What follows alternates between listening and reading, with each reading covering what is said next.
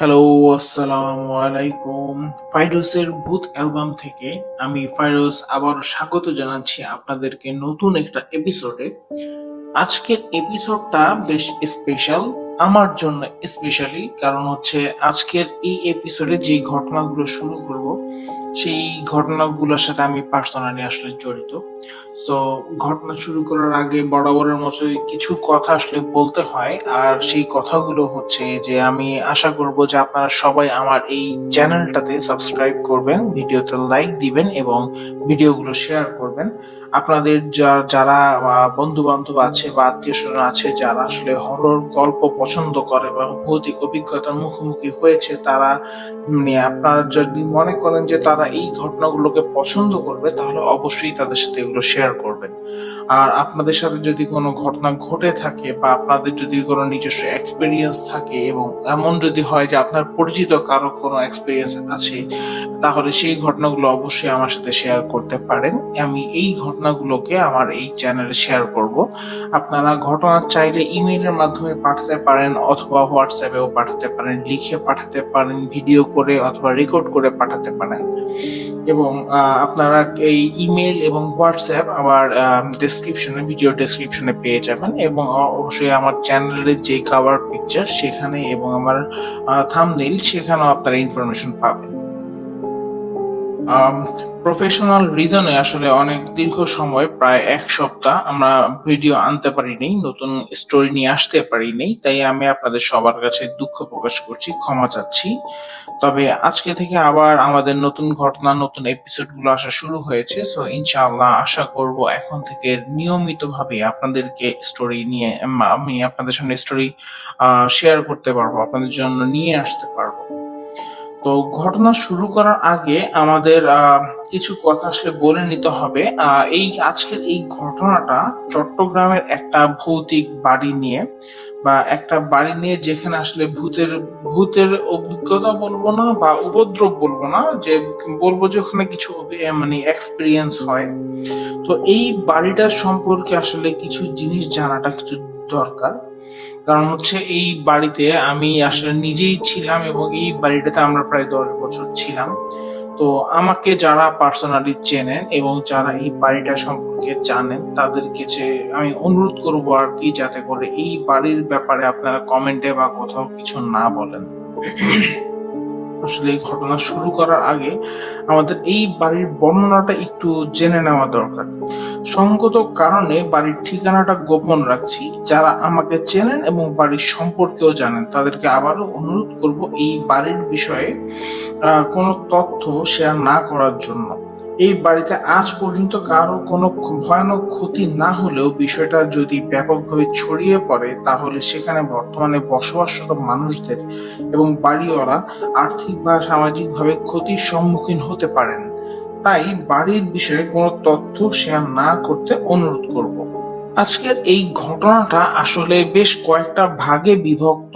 তো এগুলো আসলে হচ্ছে প্রায় গত 10 বছর ধরে ঘটে যাওয়া বিভিন্ন ছোট ছোট ক্ষুদ্র ঘটনাগুলোকে সবগুলোকে একসাথে নিয়ে তৈরি করা আজকের এই এপিসোডটা। তাই আমি একটা একটা করে ঘটনাগুলো আপনাদের সাথে শেয়ার করব। তাহলে আর কথা না বাড়িয়ে চলে যাচ্ছি এই আসল ঘটনায়। সাল 2009, সবে আমার বোনের বিয়ের প্রস্তুতি শুরু হয়েছে। আমার বাবার সরকারি চাকরির সুবাদে আমার জীবনের বেশ বড় একটা সময় আমি সরকারি কোয়ার্টারে ব্যয় করলেও ছেলেপক্ষের আবদার রক্ষার্থে পরবর্তীতে বোনের বিয়ের জন্য আমাদেরকে প্রাইভেট অ্যাপার্টমেন্টে স্থানান্তর করতে হয়। আমরা যখন এই বাড়িতে যাই তখনও বাড়িটির কাজ শেষ হয়নি। 5 তলা ফাউন্ডেশন দেওয়া হলেও শুধুমাত্র 3 তলা পর্যন্তই ছাদ ঢালাই হয়েছে এবং শুধুমাত্র একটি পাশে, উত্তর পাশে দুটো করে মোট 6টা ফ্ল্যাটের কাজ করা হয়েছিল ভাড়া দেওয়ার সুবিধার্থে। আর আমরা আলো বাতাসের কথা বিবেচনা করে 3 তলার ফ্ল্যাটটাই বেছে নিই। বাড়ির দক্ষিণ পাশটা তখনও খোলা, ইটের গাঁথুনিও দেওয়া হয়নি। অসমাপ্ত দেওয়াল হতে কিছু রড বেরিয়ে আছে শুধু। বাড়ির সামনে বিশাল বিশাল দুটো আম গাছ এবং তার পাশেই বেশ কয়েকটি পুরনো কাঁঠাল গাছ আছে। সবকিছুই চমৎকার রকমের স্বাভাবিক ছিল। তখন আমি ক্লাস 9-এ পড়ি।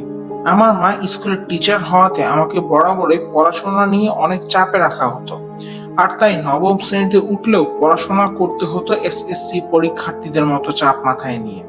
প্রায় রাতেই জেগে পড়াশোনা করতে হতো। সন্ধ্যার আশেপাশে মোটামুটি নিয়মিত ভাবেই কারেন্ট চলে যেত, আর তখন আমি বাসা থেকে বের হয়ে দরজার সামনে ওই জায়গাটায় এসে দাঁড়াতাম, যেখানটায় অসমাপ্ত দেয়ালের রডগুলো বেরিয়ে থাকতো আর আম কাঁঠালের গাছগুলো দেখা যেত। দক্ষিণ দিক হওয়াতে বেশ ভালো বাতাস আসতো, যা শরীর মন একদম জুড়িয়ে দিত। বাড়ির কাজ অসমাপ্ত হওয়াতে তখন আমাদের বেডরুম ছিল একটা, যদিও সবগুলো ছিল 2 বেডের অ্যাপার্টমেন্ট। বেডরুম একটা হওয়াতে আমার বাবা মা বেডরুমে শুতেন আর আমি শুতাম ড্রয়িং রুমে। তাই প্রায় রাতেই ঘুম না এলে দরজা খুলে বসে থাকতাম আর বাতাস খেতাম। ঠিক তখনই তেমনই এক রাতের একটা ঘটনা। তো রাত আনুমানিক প্রায় 12:30 বাজে হঠাৎ কারেন্ট চলে গেল। তো একটা কথা আসলে না বললেই নয়, আর তা হলো আমাদের এলাকার রাস্তায় বৈদ্যুতিক লাইন এবং বাসাবাড়ির বিদ্যুতের লাইন ছিল সম্পূর্ণ আলাদা, যার ফলে আমাদের বাসায় কারেন্ট না থাকলেও রাস্তার বাতি ঠিকই জ্বলতো, যার একটা আবছা আলো আমাদের বাড়ির আঙিনায় এসে পড়তো। কারেন্ট চলে যাওয়াতে বেশ গরম লাগছিল সেদিন, তাই দরজাটা খুলে রডগুলো ধরে দাঁড়িয়ে চারপাশে দেখতে লাগলাম। হঠাৎ চোখ গেল আম আর কাঁঠাল গাছগুলোর দিকে। যেদিকে আম এবং কাঁঠালের গাছগুলো দাঁড়িয়ে ছিল সেদিকে তাকালাম। আমি দেখলাম ধবধবে সাদা শাড়ি পরা একজন বৃদ্ধ মহিলা আম গাছের নিচে কিছু কুড়োচ্ছেন। তখন আমের মৌসুম না হলেও আমি নিশ্চিত করেই বলতে পারি যে কোনো ঝড় তুফান সেদিন হয়নি আম কুড়ানোর মতো। তাই আমি জানি না যে তিনি আসলে কি কুড়োচ্ছিলেন। ধরেই নিলাম যে তিনি আম কুড়োচ্ছিলেন। আমি চুপচাপ দাঁড়িয়ে ওনাকে দেখতে লাগলাম আর ভাবতে লাগলাম যে কে ইনি, আগে তো কখনো ওনাকে দেখিনি এখানে। আমার ভাবনা শেষ হতে আমি দেখলাম যে তিনি ওই সাদা শাড়ি পরা যে ছায়া মূর্তিটা, আমার অবয়বটাকে এতক্ষণ আমি দেখছিলাম, সেটা ওই ঝুঁকে থাকা অবস্থা থেকে সোজা হয়ে দাঁড়িয়েছে আর আস্তে আস্তে শরীরটা আমার দিকে ঘুরোচ্ছে। আম কুড়ানোর সময় মানুষ যেভাবে ঝুঁকে থাকে নিচের দিকে, এতক্ষণ আমি যখন ভাবছিলাম ওদিকে তাকিয়ে, তখনও তিনি ওইভাবে ঝুঁকেই ছিলেন। কিন্তু আমার ভাবনাটা শেষ হতে না হতেই ঠিক ওই সময় দেখলাম যে তিনি আস্তে আস্তে সোজা হয়ে দাঁড়িয়েছেন এবং আমার দিকে ঘুরে তাকাচ্ছেন। একজন মানুষকে এতক্ষণ লুকিয়ে লুকিয়ে দেখছিলাম ভেবে নিজের কাছে একটু লজ্জা লাগা শুরু করলো। বাসায় ঢুকে যাব ভাবতে ভাবতে মনে হলো চেহারাটা দেখি আগে, কেই নেই, এরপর একবারে ঢুকে যাব বাসায়।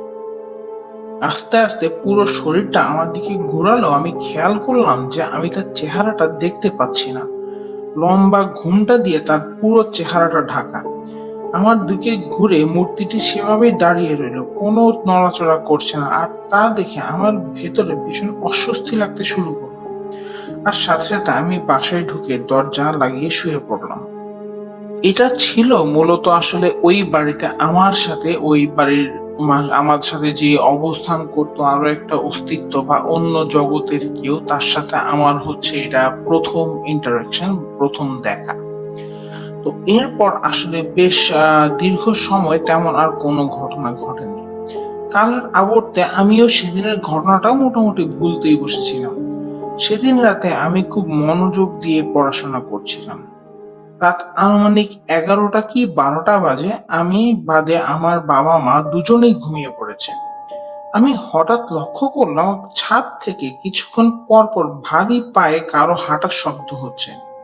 হাঁটার শব্দের কিছুক্ষণ পর ছাদের এপাশ থেকে ওপাশে কারো দৌড়ানোর শব্দ, আর তার কিছুক্ষণ পর পাটা পুতা দিয়ে কিছু বাটার শব্দ। আমি ভাবতে লাগলাম, মিস্ত্রি কি আজকে রাতেও কাজ করতেছে আবার ছাদে? কাজ না করলেও এমন তো হতে পারে যে আজকে তারা ছাদে খাওয়া দাওয়া করছে। তারা কি আসলে আজকে ছাদে খাওয়া দাওয়া করছে, নয়তো এরকম পাটা পুতা দিয়ে কিছু বাটার শব্দ কেন আসছে?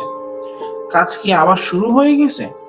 বলা বাহুল্য যে আসলে আমরা ওই বাড়িতে ওঠার পরে বেশ দীর্ঘ একটা সময় ধরে বাড়ির কাজ বন্ধ ছিল, এবং তাই হঠাৎ করে এই পাটা পুতার শব্দতে আমার মনে হতে লাগলো যে মনে হয় যে ওই মিস্ত্রিরা আবার কাজ শুরু করেছে। কিন্তু রাতের বেলা তো স্বাভাবিকভাবে কেউ কাজ করে না। সবকিছু কিছু ভাবলেও খুব একটা গুরুত্ব না দিয়ে আমি আবার পড়ায় মন দিতে চেষ্টা করতে লাগলাম। কিন্তু শব্দগুলো আস্তে আস্তে এতটাই বাড়তে থাকলো যে আমি পড়া ছেড়ে সিদ্ধান্ত নিলাম যে ছাদে গিয়ে দেখবো কারা কি করছে। তো যেই ভাবা সেই কাজ। তখন আমি মাত্র নবম শ্রেণীতে পড়ি, মাথায় এত বুদ্ধিও ছিল না বা এমন অশরীরী বা অলৌকিক কিছু থাকতে পারে এই ধরনের কোনো চিন্তা বা ভয় আর আমার ভিতরে সেদিন কাজ করছিল না আসলে। আর যেহেতু ইয়ং ছিলাম তাই আসলে যথেষ্ট সাহসও ছিল বলতে হবে, কারণ আমি জানতাম না যে আমার জন্য আসলে কি অপেক্ষা করছে বা এই দিন থেকে বা আগামী দিনগুলোতে আমার সাথে আসলে কি কি ঘটতে পারে। যার ফলে আমি আসলে কোনো কিছু চিন্তা ভাবনা ছাড়াই যেই ভাবা সেই কাজ, সোজা ছাদে চলে গেলাম এবং সোজা দরজা খুলে চলে গেলাম ছাদের উপরে। বাড়ি তখনও আন্ডার কনস্ট্রাকশন হওয়াতে ছাদের দরজাটা মোটামুটি সবসময় খোলাই থাকতো। তো মেজাজ কিছুটা খারাপ থাকায় বেশ জোরে ধাক্কা দিয়ে দরজাটা খুলে ফেলি। দরজা খোলার আগ পর্যন্ত আমার মনে হচ্ছিল যে দরজার ওপাশটায় বেশ জমকালো কোনো আয়োজন চলছে, জমজমাট অনুষ্ঠান হচ্ছে, অনেক রান্না বান্না হচ্ছে, অনেক মানুষ ওখানে আছে, এরকম একটা শব্দ আমি সেই সময়টাও পাচ্ছিলাম যখন আমি ওই দরজাটা ঠিক বিপরীতে দাঁড়িয়ে আছি। কিন্তু দরজাটা খোলার পর যা দেখলাম তার জন্য আমি একদমই প্রস্তুত ছিলাম না। দরজাটা খোলার পরেই সব শব্দ মুহূর্তের মধ্যে বন্ধ, এমন ভাবে বন্ধ যেন কেউ রিমোট দিয়ে বা সুইচ টিপে বাতি বন্ধ করে দিয়েছে। পূর্ণিমার রাত না হলে আকাশে অর্ধচন্দ্র থাকায় তার আলোতে আমি দেখলাম যে ছাদটা পুরোপুরি খালি। অনুষ্ঠান পরের কথা, কোনো মানুষের অস্তিত্ব সেখানে নেই। আমি কিছুক্ষণ হতভম্ব হয়ে সেখানে দাঁড়িয়ে রইলাম, তাকিয়ে থাকলাম ছাদের দিকে। হিসাব মিলাতে পারলাম না যে একটু আগে আমি যখন দরজার অপর পাশটায় ছিলাম ওই সময়ের শব্দ আর এই সময়ের অবস্থান সম্পূর্ণ বিপরীত কি করে। তারপর দু কদম এগিয়ে গেলাম ছাদের অন্য পাশগুলো দেখার জন্য। চারপাশটায় তাকিয়ে জনমানব শূন্য ছাদটা দেখে আমার অন্তরাত্মা কেঁপে উঠল, মনের মধ্যে ভয় জন্ম নিতে শুরু করলো। আর কাল বিলম্ব না করে এক দৌড়ে চলে গেলাম নিচে। এরপর এসেই কোনো কথাবার্তা ছাড়া দরজা লাগিয়ে শুয়ে পড়লাম। পরের 2-4 দিন ঠিক একই রকম শব্দ শুনলেও কাউকে কিছু বললাম না ভয়। আমি মধ্যরাতে একলা ছাদে গিয়েছি শুনলে আব্বু আম্মুর বকা খাওয়ার ভয়ে আর মুখ খুলিনি। এরপর বেশ অনেকটা সময় ধরে আর কোনো শব্দ হয়নি বা অ্যাকচুয়ালি শব্দ হলেও আমি আসলে উঠার আর সাহস করিনি। তো এর কিছুদিন পরের ঘটনা, তো ওই সময় আমি আসলে এসএসসি পরীক্ষার পর, এর আগ পর্যন্ত আসলে তেমন কিছু আর ঘটেনি, তবে এসএসসি পরীক্ষার কিছুদিন আগে আরেকটা ঘটনা ঘটে। তখন যে ঘটনা ঘটে তা হলো ওইরকমই কোনো এক রাতে আমি পড়াশোনা করছিলাম এবং আমার যতটুকু মনে পড়ে ওইটা ছিল হচ্ছে শুক্রবারের রাত কিংবা বৃহস্পতিবার রাত, কারণ পরের দিনে আমার মায়ের স্কুল বন্ধ ছিল, যে কারণে সেদিন রাতে আমার মাও জেগেছিল। আর আমাদের বাড়িওয়ালা যিনি ছিলেন তিনি তখন দোতলায় থাকতেন, আমরা থাকতাম হচ্ছে 3 তলায়। তো ওই রাতে কোনো একটা কারণে আমাদের যে বাড়িওয়ালি আন্টি ছিল, আন্টিও ঘুমাননি। আন্টি প্রায় 10টা থেকে 10:30টার দিকে তিনি আমাদের বাসায় আসেন এবং এসে আমার মায়ের সাথে কথা বলতে থাকেন, অনেকটা গল্প করার মতোই। তো ওই সময় হঠাৎ করে আমার কানে আবার শব্দ আসে যে ছাদের ভিতরে কেউ দৌড়াদৌড়ি করতেছে অথবা কোনো রান্না বান্না হচ্ছে বা বাচ্চা কাচ্চারা হাঁটছে, এরকম কোলাহলের শব্দ আমার কাছে আসে এবং সেই পুরনো পাটা পোতার শব্দ। তবে আবার আরো একটা নতুন শব্দ শোনা যায়, মনে হচ্ছে যেন কেউ বড় কোনো গ্যাসের সিলিন্ডার যদি ঘরের এক প্রান্ত থেকে বা ছাদের এক কোণা থেকে অপর প্রান্তে গড়িয়ে গড়িয়ে নিয়ে যায় তাহলে যেই ধরনের শব্দ হতে পারে ওই ধরনের একটা শব্দ আসছিল। এই শব্দগুলো শোনার পর আমার কাছে মনে হলো যে যেহেতু বাড়িওয়ালা আন্টি এখানে আছে, ওনাকে সরাসরি আমি এটা জিজ্ঞেস করতে পারি যে ছাদে কি এই মুহূর্তে কেউ গেছে, বা আমাদের যে বিল্ডিং এর কেয়ারটেকার ছেলেটা সে তো মাঝে মধ্যে ছাদে যায়, ও কি গিয়েছে বা কিছু কি হচ্ছে এই ব্যাপারে আন্টি কি কিছু জানেন। আমি সোজা গিয়ে আন্টিকে জিজ্ঞেস করলাম যে আন্টি আপনি কি ছাদের উপরে যে শব্দটা হচ্ছে সেটা কি শুনতে পাচ্ছেন। আন্টি কিছুক্ষণ চুপ করে থেকে বললো যে হ্যাঁ আমি তো শুনতে পাচ্ছি, তুমিও শুনতে পাচ্ছ। আমি বললাম যে হ্যাঁ আন্টি আমি তো এটা কতদিন ধরেই শুনতেছি, বেশ অনেকদিন ধরেই শুনি। আন্টি কিছুটা হতভম্ব হয়ে আমার দিকে তাকিয়ে থাকলো। তারপর বলল যে এই সময় তো ছাদে কেউ যাওয়ার কথা না, তুমি ছাড়া কি আর কেউ ছাদে উঠছে, বা তুমি কি ছাদে উঠে দেখছো কে যায় ছাদে? আমি বললাম যে আন্টি আমি তো মাঝখান দিয়ে দুই একবার গেছিলাম, কিন্তু আমি সেটা কাউকে ছাদে পাইনি। তো আমি আসলে একটু কনফিউজ যে আসলে মানে কি হইলো, আমি উঠলাম কেউ নাই, তাই আমি আর পরবর্তীতে আর যাইনি, আমি আজকে আপনাকে জানাইলাম। আমার কথা শুনে আন্টি মনে হলো যেন একটু কেঁপে উঠলো। আন্টি কিছুক্ষণ সময় নিয়ে চুপ করে থেকে এরপর আমাকে বললো যে আচ্ছা ঠিক আছে, একটু ওয়েট করো, আমি নিচ থেকে একটু আমাকে কিছুটা ছড়া ঝাড়ু বা কিছুটা নিয়ে আসি, সম্ভবত কোনো চোর বা কেউ হয়তো বা ছাদে উঠতে পারে, তাই একটা লাঠি বা অস্ত্র টাইপের কিছু একটা সাথে রাখলে আসলে ভালো হয়। আন্টি ওনার ঘর থেকে একটা মোটা কাঠের দণ্ড নিয়ে আসলো, কাঠের টুকরা, এবং এটা আমার হাতে দিল, এবং আমি, আন্টি এবং আমার আম্মা সহ আমরা তিনজন ছাদের দিকে উঠলাম। এবং আজকেও একদম সেই প্রথমবারের মতো একদম ছাদের দরজার সামনে যতক্ষণ পর্যন্ত আমরা দাঁড়িয়েছিলাম ততক্ষণ আমরা শব্দ শুনতে পাচ্ছিলাম। দরজার অপর পাশে রান্না বান্না হচ্ছে, কোলাহল হচ্ছে, বাচ্চারা দৌড়াদৌড়ি করতেছে, কিছু গড়িয়ে নেওয়া হচ্ছে, সে যেন পুরোপুরি একটা অনুষ্ঠান হচ্ছে অপর পাশে। ঠিক ওই সময় আন্টি ধম করে সেই আগের মতোই বেশ জোরে সোরে দরজাটা খুলে ফেললো, এবং খুলে আজকেও আমরা যা দেখলাম তার জন্য আজকে আমি না, আজকে বাকি দুজন মানে আন্টি এবং বাড়িওয়ালি আন্টি এবং আমার মা, এদের দুজনও কেউ প্রস্তুত ছিল না। আজকেও ছাদ সম্পূর্ণ খালি, দরজাটা খুলতে কোনো সাড়া শব্দ নেই, কিচ্ছু নেই, কোনো সিঙ্গেল মানুষের অস্তিত্ব ওখানে নেই। কিন্তু আজকে পূর্ণিমার চাঁদের আলো থাকায় আজকে পুরা ছাদ আমরা খুব সুন্দর করে পরীক্ষা করে দেখলাম যে আসলে ছাদের কোথাও কেউ নেই, কোনো সারা শব্দ নেই, কিচ্ছু নেই। এই দৃশ্য দেখার পর আমার মাথায় আজকেও যদিও তেমন কিছু আসে নাই, কিন্তু আমার মা এবং আমার আন্টি মানে বাড়িওয়ালি আন্টি যিনি, ওনাদের ভিতরে আমি একটা চাঞ্চল্য লক্ষ্য করলাম, এবং ওনারা দুজনেই বেশ তাড়াহুড়ো করে আমাকে নিয়ে ছাদ থেকে নেমে গেলেন। নিচে আসার পর আন্টি আমাকে বললেন যে আজকের পর থেকে তুমি আর কখনো ছাদে একলা যাবে না, এবং উনি ইমিডিয়েটলি ছাদের দরজায় তালা লাগানোর ব্যবস্থা করলেন। আমি আসলে ঠিক বুঝে উঠতে পারিনি যে আসলে ব্যাপারটা কি হলো, কেন আন্টি আমার সাথে এইভাবে হঠাৎ করে মানে আচরণ বদলে ফেললো বা এইভাবে কথা বললো। তবে আমি ওনাকে কিছু আসলে প্রশ্নও করিনি, কারণ আমি তখনও আসলে এই বিষয়গুলো নিয়ে এতটা ইম্পর্টেন্স দেওয়ার দরকার মনেই করি।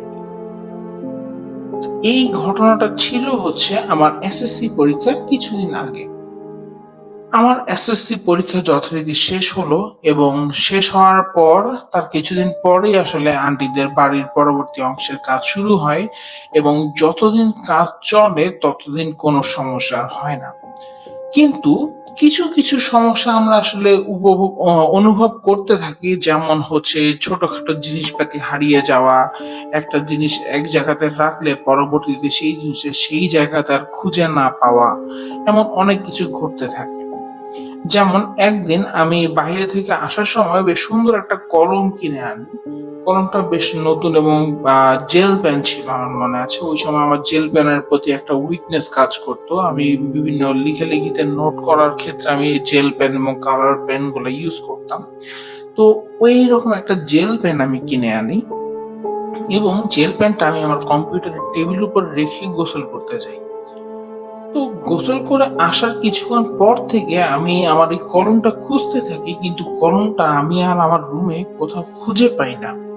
আমি আমার মাকে জিজ্ঞেস করি, আমার বাবাকে জিজ্ঞেস করি যে আমার টেবিল থেকে কি কেউ কলমটা ধরেছে কিনা, নিয়েছে কিনা, বাট কোথাও কারো কাছে কোনো তথ্য পাই না যে কেউ আমার কলমটা ধরেছে। এমনকি আমার মা জানেও না যে আমি একটা নতুন কলম কিনেছিলাম।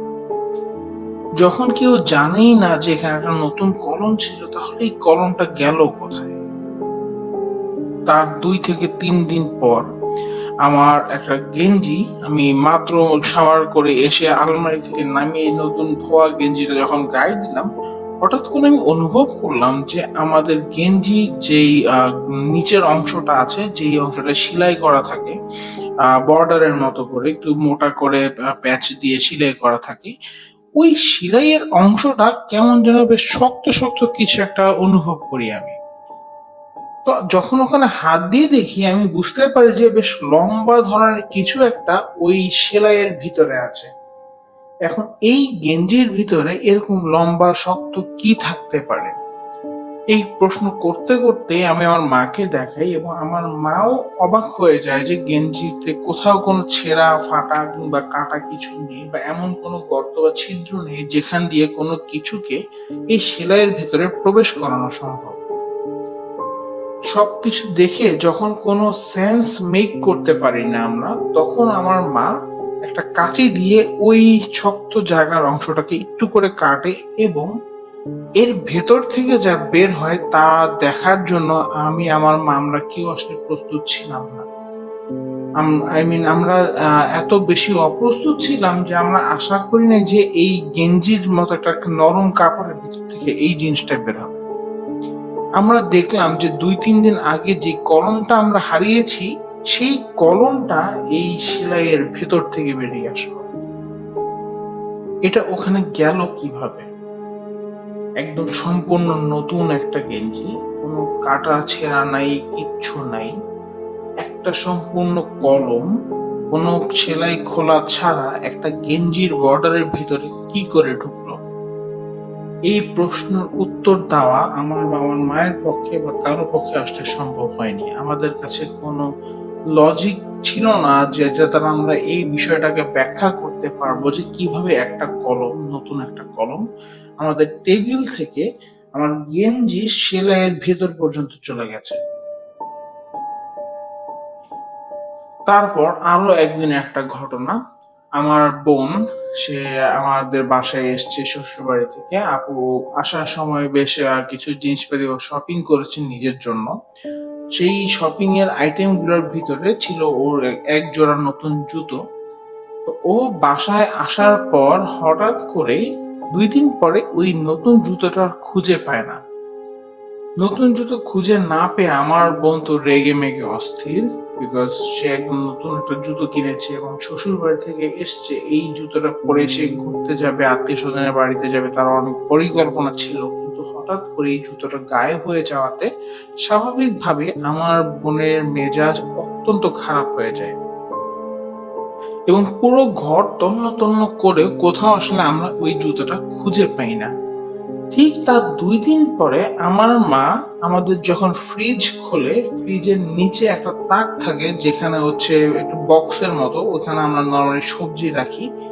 তো মোটামুটি সব ফ্রিজে এরকম একটা বক্সের মতো জায়গা থাকে।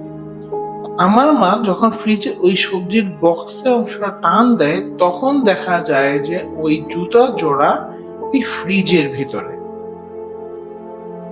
এই ধরনের কিছু আজগুবি ঘটনা আমাদের বাসায় ঘটতে থাকতো সবসময়, ছোটখাটো এই ধরনের ঘটনাগুলো, যেগুলো দ্বারা আসলে কারো কখনো কোনো ক্ষতি সাধিত না হলেও আমরা বেশ ডিস্টার্ব হতাম, কারণ হঠাৎ করে আমাদের জীবনযাত্রায় নতুন করে একটা পরিবর্তন চলে আসতো। যখন যেটা দরকার সেটা ইনস্ট্যান্ট আমরা খুঁজে পেতাম না, কখনো কখনো জিনিসপাতি হারিয়ে যেত, সময় মতো না পেলে একটা সমস্যা তৈরি হতো। যে কারণে এই জিনিসগুলো আমাদের জীবনে কিছুটা বিভ্রান্তি তো অবশ্যই তৈরি করেছে, যদিও কখনো কোনো বড় ধরনের ক্ষতির সম্মুখীন আমরা হইনি। এছাড়া আরো কিছু ঘটনা আমাদের সাথে ঘটেছে। তো যখন বাড়ির কাজ শুরু হয় তার কিছুদিন পর ছাদ ঢালাই হয় এবং ছাদ ঢালাই দিলে আপনারা জানেন যে সেই ঢালের অংশের নিচে বাঁশ দিয়ে দেওয়া হয় ছাদটা শক্ত না হওয়া পর্যন্ত। তো এই যে যখন বাঁশ দেওয়া ছিল সেই বাঁশ দেওয়ার পিরিয়ডটা স্বাভাবিকভাবেই বাড়ির ধরনের উপরে বা ছাদ ঢালের উপরে নির্ভর করে 1 মাস বা আরো বেশি সময় বাঁশগুলোকে সেভাবে রেখে দিতে হয় যাতে করে সম্পূর্ণরূপে ছাদটা শুকিয়ে যায়। তো তেমনই কোনো একটা সময় এরকম ভাবে বাড়ির নিচে বাঁশগুলো দেওয়া, মানে ছাদ ঢালের নিচে বাঁশ দেওয়া ছিল এবং তেমন একটা সময় আমার বাবা বাড়িতে যাওয়ার একটু দরকার পড়ে। আমার বাবা বাড়িতে যান এবং আমি এবং আমার মা আমরা দুজন তখন বাসায় একলা ছিলাম। তো এমনই কোনো একটা রাতে হঠাৎ করে আমাদের বাড়িওয়ালা আন্টি তিনি আসলে যেদিন ঘটনাটা ঘটে আমরা জানতে পারি তার পরের দিন সকালবেলা। আমাদের বাড়িওয়ালা আন্টি সকালবেলা উঠে আমাদের কাছে আসেন এবং আমার মাকে জিজ্ঞেস করেন যে আপা, আপনি কি গত রাতে আমার বাসায় আসছেন মোমবাতি নিতে? আমার মা আসলে কিছু বুঝে উঠতে পারে না। তো আমার মা বলে, না তো আপা, আমি তো মধ্যরাতে যাইনি, আর কালকে তো কারেন্টও যায়নি। আর তাছাড়া আমার বাবার কথা বললো যে উনি যখন ঘর থেকে বের হয় বা বাড়িতে যান, তিনি মোমবাতি, দেশলাই সবকিছু খুব সুন্দর করে রেখে যান, যাতে করে আমরা খুব ইজিলি সেগুলোতে অ্যাক্সেস করতে পারি এবং খুব ইজিলি সেই জিনিসগুলোকে ব্যবহার করতে পারি, যাতে খুঁজে পেতে কষ্ট না হয় কারেন্ট চলে গেলে। আমাদের আসলে মোমবাতির আলাদাভাবে দরকার পড়েনি, আর আমরা আপনার কাছে যাইনি। কিন্তু কি হয়েছে, তখন তিনি আমাদেরকে যা বলেন সেটা শুনে আমাদের রীতিমতো পুরো মেরুদণ্ড শীতদ্বারা বেয়ে ঠান্ডা বাতাস নেমে যায়। তিনি আমাদেরকে বলেন যে গত রাতে তিনি যখন ঘুমোচ্ছেন তখন রাত প্রায় 2:30টার মতো বাজে। এমন সময় তিনি হঠাৎ ওনার দরজাতে নক অনুভব করেন এবং এই নক শুনে তিনি যখন দরজাটা খুলেন তখন তিনি দেখেন যে আমার মা ওনাদের দরজার সামনে দাঁড়িয়ে আছেন। আমার মা ওনাদের কাছে বলল যে আপা, আপনার কাছে কি একটা মোমবাতি হবে? আমার হাজবেন্ড তো বাড়িতে গেছে, আমি আসলে জানি না তিনি মোমবাতি কোথায় রেখে গেছেন, আমি মোমবাতি খুঁজে পাচ্ছি না, আমাকে কি একটা মোমবাতি দেওয়া যাবে? আন্টি যদিও খুব ঘুম ঘুম ভাবে ছিলেন, তারপরে তিনি বললেন যে হ্যাঁ, অবশ্যই দেওয়া যাবে। আন্টি এই বলে ভিতরে গেলেন এবং একটা মোমবাতি নিয়ে তিনি রান্নাঘর থেকে মোমবাতিটা জ্বালিয়ে সেই অবস্থায় নিয়ে হাজির হলেন আমার আম্মুর জন্য। তখন আমার মা দরজার বাইরে দাঁড়িয়ে আছেন এবং দরজার বাইরে দাঁড়ানো অবস্থাতেই তিনি আমার আম্মার হাতে ওই আগুন জ্বালানো মোমবাতিটা দিলেন। দেওয়ার পর আমার মা ওনার দিকে তাকিয়ে একটা হাসি দিল, হাসি দিয়ে ওনাকে বিদায়টা জানালো এবং আমার মাও আমাদের বাড়িওয়ালা আন্টিও সেই বিদায়ের পর যখনই তিনি দরজা লাগাতে যাবে হঠাৎ করে ওনার মনে হলো কি ব্যাপার, আপার হাসিটা একটু কিরকম জানি লাগলো। আপাকে আজকে এতদিন ধরে এখানে তিনি থাকেন, ওনার হাসি তো এরকম না, একটু অদ্ভুত কেন লাগলো। এটা ভাবতে ভাবতে উনি দরজা পুরো না লাগিয়েই দরজা খুলে আবার সাথে সাথে দেখার জন্য মাথা বের করলেন যে আমার মা কেন এরকম দেখাচ্ছে তাকে। কিন্তু যখন তিনি মাথা বের করে তাকালেন উনি দেখলেন যে সেখানে কোথাও কেউ নাই, অথচ কোথাও কেউ যাওয়ার জায়গাও নেই। ওনার বাসার সামনে হচ্ছে বাঁশ বাগান বলা যায়, যেহেতু ছাদের ঢালাই হয়েছে ওনার দরজার সামনে দক্ষিণ পাশটায়, আমরা হচ্ছে উত্তর পাশে, এবং উনি তখন ওই ছাদ ঢালের পর তিনি দ্বিতীয় দোতলা থেকে তিনতলায় আসলে উনি বাসা চেঞ্জ করেন। তাই আমাদের ফ্ল্যাট একদম পাশের ফ্ল্যাটটাই ওনার। তাই যদি আমার মা আসেও এবং দরজা খুলেও উনি সাথে সাথে যেহেতু উনি মাথা বের হচ্ছে উনি আমার মাকে দেখতে পাইতেন যে আমার মা কি ঘরের ভিতরে গেছে নাকি না। যদি যায়ও থাকে তাহলে দরজা লাগানোর সময় হলে উনি দেখবেন, দরজা লাগানোর শব্দ হলে উনি শুনবেন, কিন্তু উনি সাথে সাথে মাথা বের করেও দেখলেন যে মুহূর্তের ভিতরে ওখানে কোথাও কেউ নেই, ইভেন মোমবাতিটা পর্যন্ত নেই। মোমবাতিটা কিন্তু আগুন জ্বালানো ছিল। এই দৃশ্য দেখার পর আন্টি রীতিমতো উনি কেঁপে গেছেন। উনি এত ভয় পেয়েছেন যে উনি সাথে সাথে দরজা লাগিয়ে ভিতরে চলে আসেন এবং ওই রাতে স্বাভাবিকভাবে তিনি ঘুমাতে পারেননি, কারণ এটা ছিল ওনার জীবনের প্রথম অভিজ্ঞতা এই ধরনের কোনো পরিস্থিতিতে। এই ঘটনা শোনার পর আমি এবং আমার মা আমরা মোটামুটি একটা ভয় পাই যে হ্যাঁ, এখানে তাহলে হয়তো বা আমরা ছাড়াও, আমরা মানুষরা ছাড়াও আরো কোনো কিছু অস্তিত্ব আছে, আরো কোনো একটা সত্তা হয়তো আমাদের সাথে বসবাস করছে। হয়তো সে আমাদের জন্য ক্ষতির কোনো কারণ হচ্ছে না, কিন্তু সে প্রতিনিয়ত জানান দিয়ে যাচ্ছে যে সেও এখানে উপস্থিত। আমাদের এমন কোনো কিছু করা উচিত না যা দ্বারা তার ক্ষতি হয়, অথবা আমাদের আরো সতর্ক থাকতে হবে। এই ঘটনার পর আবার বেশ দীর্ঘ একটা সময় একটা বিরতি হয়। ওই বিরতির সময়টাতে এরকম উল্লেখযোগ্য খুব বড় কোনো ঘটনা না ঘটলেও আমরা কিছু জিনিস লক্ষ্য করতে পারি। যেমন আমার মা স্কুলে চাকরি করতো বিধায় আম্মুকে খুব সকালবেলায় স্কুলে চলে যেতে হতো। রীতিমতো ৮টার আগে আমার মা স্কুলে চলে যেত সকালে। আমার বাবার অফিস ছিল ৯টা থেকে, সো আমার বাবা ওই ৮টার সময় আর মায়ের সাথে একসাথে বেরিয়ে যেত। আমাকে যেহেতু কলেজে যেতে হতো, আমার কলেজের টাইমও সকালবেলা, তো আমাকেও কলেজের জন্য বেরিয়ে যেতে হতো। তো হিসাবে সবার আগে বাসায় আমাকেই আসতে হতো আমার কলেজ ছুটির পর। আমার পর আমার মা বাসায় আসতো এবং সবার পরে ফিরে আসতো আমার বাবা। তাই আমাদের সবার কাছেই মোটামুটি একটা করে চাবি থাকতো দরজায়। তো আমি যখনই কলেজ শেষে বাড়ি ফিরে আসতাম, আমি লক্ষ্য করতাম যে মাঝে মধ্যে আমাদের যে বাথরুম গুলো আছে, আমাদের ডাবল বাথ ছিল, আমাদের যখন একটা বাথরুম মাঝে মাঝে ভেজা থাকতো। এমন ভাবে ভেজা থাকতো যেন এই মুহূর্তে বা একটু আগে কেউ একজন এখানে গোসল করে বেরিয়েছে। এই জিনিসটা আমার আমি চোখে পড়লো, আমি এটাকে আসলে খুব একটা গুরুত্ব দেইনি, কারণ আমার বাবা অফিসের অনেক কাগজপত্র বাসায়ও রাখতেন, যে কারণে মাঝে মধ্যে আব্বুকে অফিসের ফাঁকে বাসায় আসতে হতো এই কাগজপত্রগুলো বুঝে নেওয়ার জন্য। একটা জিনিস বলে রাখা দরকার, সেটা হচ্ছে যে আমাদের বাসা এবং আমার বাবার অফিসের দূরত্ব বেশ কম ছিল, যে কারণে আমার বাবা চাইলেই খুব ইজিলি বাসায় চলে আসতে পারতো যখনই দরকার পড়তো। আর তাই এই জিনিসগুলো দেখলে আমার কাছে মনে হতো যে হয়তো আমার বাবা ঘরে এসেছিলেন, এই কারণে হয়তো বা তিনি বাথরুম ব্যবহার করেছেন, যার ফলে বাথরুমটা ভেজা। কিন্তু এই জিনিসটা যে কোনো প্যারানর্মাল কিছু হতে পারে, এই ধরনের চিন্তা আমার মাথায় কখনো আসে। এরকম হতো থাকতো প্রায় সময়, যেটা কখনো আমরা গুরুত্ব দেইনি।